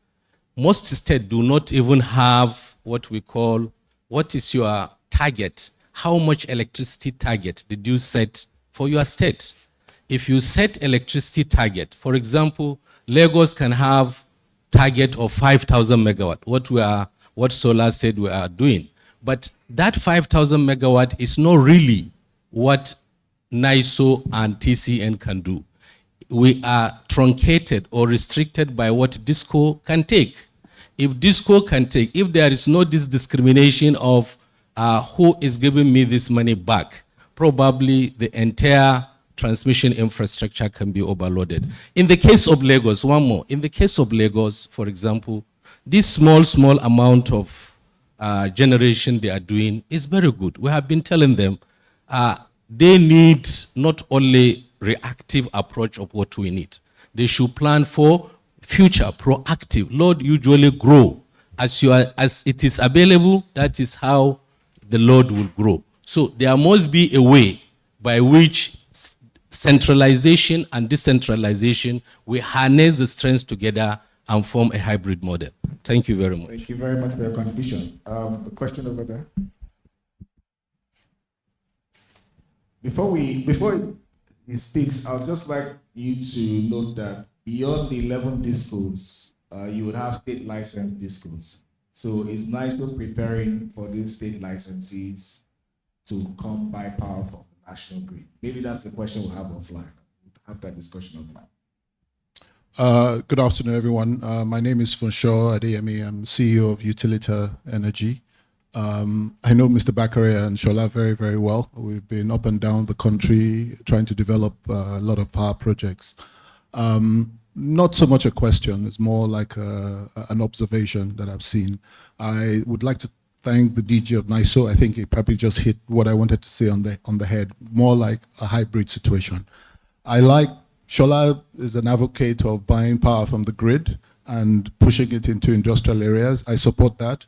I mean, for example, we buy power from the grid from Eko-Disco today and we sell in Ikoyi.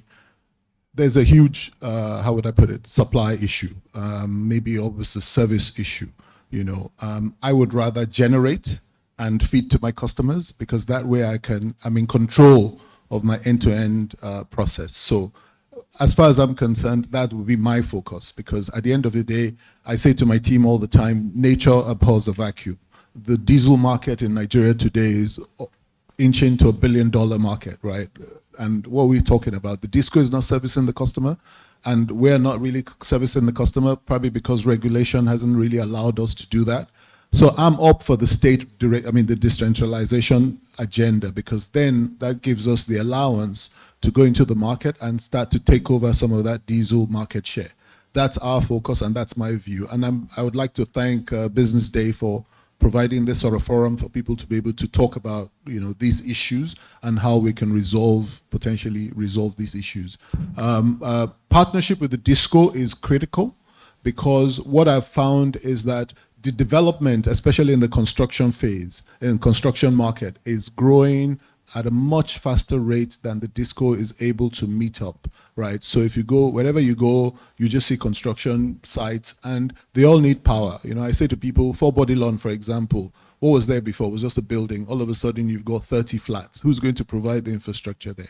The disco is still scratching the surface to recover the investment they've made, right? And this is a problem we've had over the last 10 years. So I commend Lagos State for providing that, obviously for you know, having the regulatory commission, and then for us to be able to ramp it up. So I'm glad that there's some financial institutions here. It's important for us to look at how we can provide the right capital for us to be able to develop these projects quickly, and the market can then begin to receive, you know, power. In your house, you probably have, most people, gas generator, diesel generator, petrol generator, solar. I mean, how many things are you gonna like be dealing with? And I say to people all the time, it's the same tariff. You're still paying a tariff. Whether you have the cash to invest in the solar infrastructure upfront, by the time you break it down, you're still paying a fee on that. Are you better off someone coming to you to charge you 250, 270 naira per kilowatt for power? Maybe that's probably the way to go. But finally, the most important element that I think we're not really discussing in the room is the cost of gas. We pay about $9 per thousand scoff for gas, and that comes from Axela. The question is, have we looked through that value chain for that gas cost to be cheaper, especially for power producers in the country? Is there a way that that gas cost can come down? I think Tetracore are probably working around that to see maybe we can bring down that gas cost, because that to me is the difference between charging my customers 150 naira for gas or charging them 100 naira or 60 naira or whatever for gas. So thank you very much for that. Thank you so much for a great comment. On that note, it's a wrap. Let me thank Shola, FCMB, Iron Capital, Femi, and AB, who joined us from London. Thank you so much. And Business Day, thank you all for also putting this. You guys have been a fantastic audience. Is there lunch? There's no lunch, oh, sorry.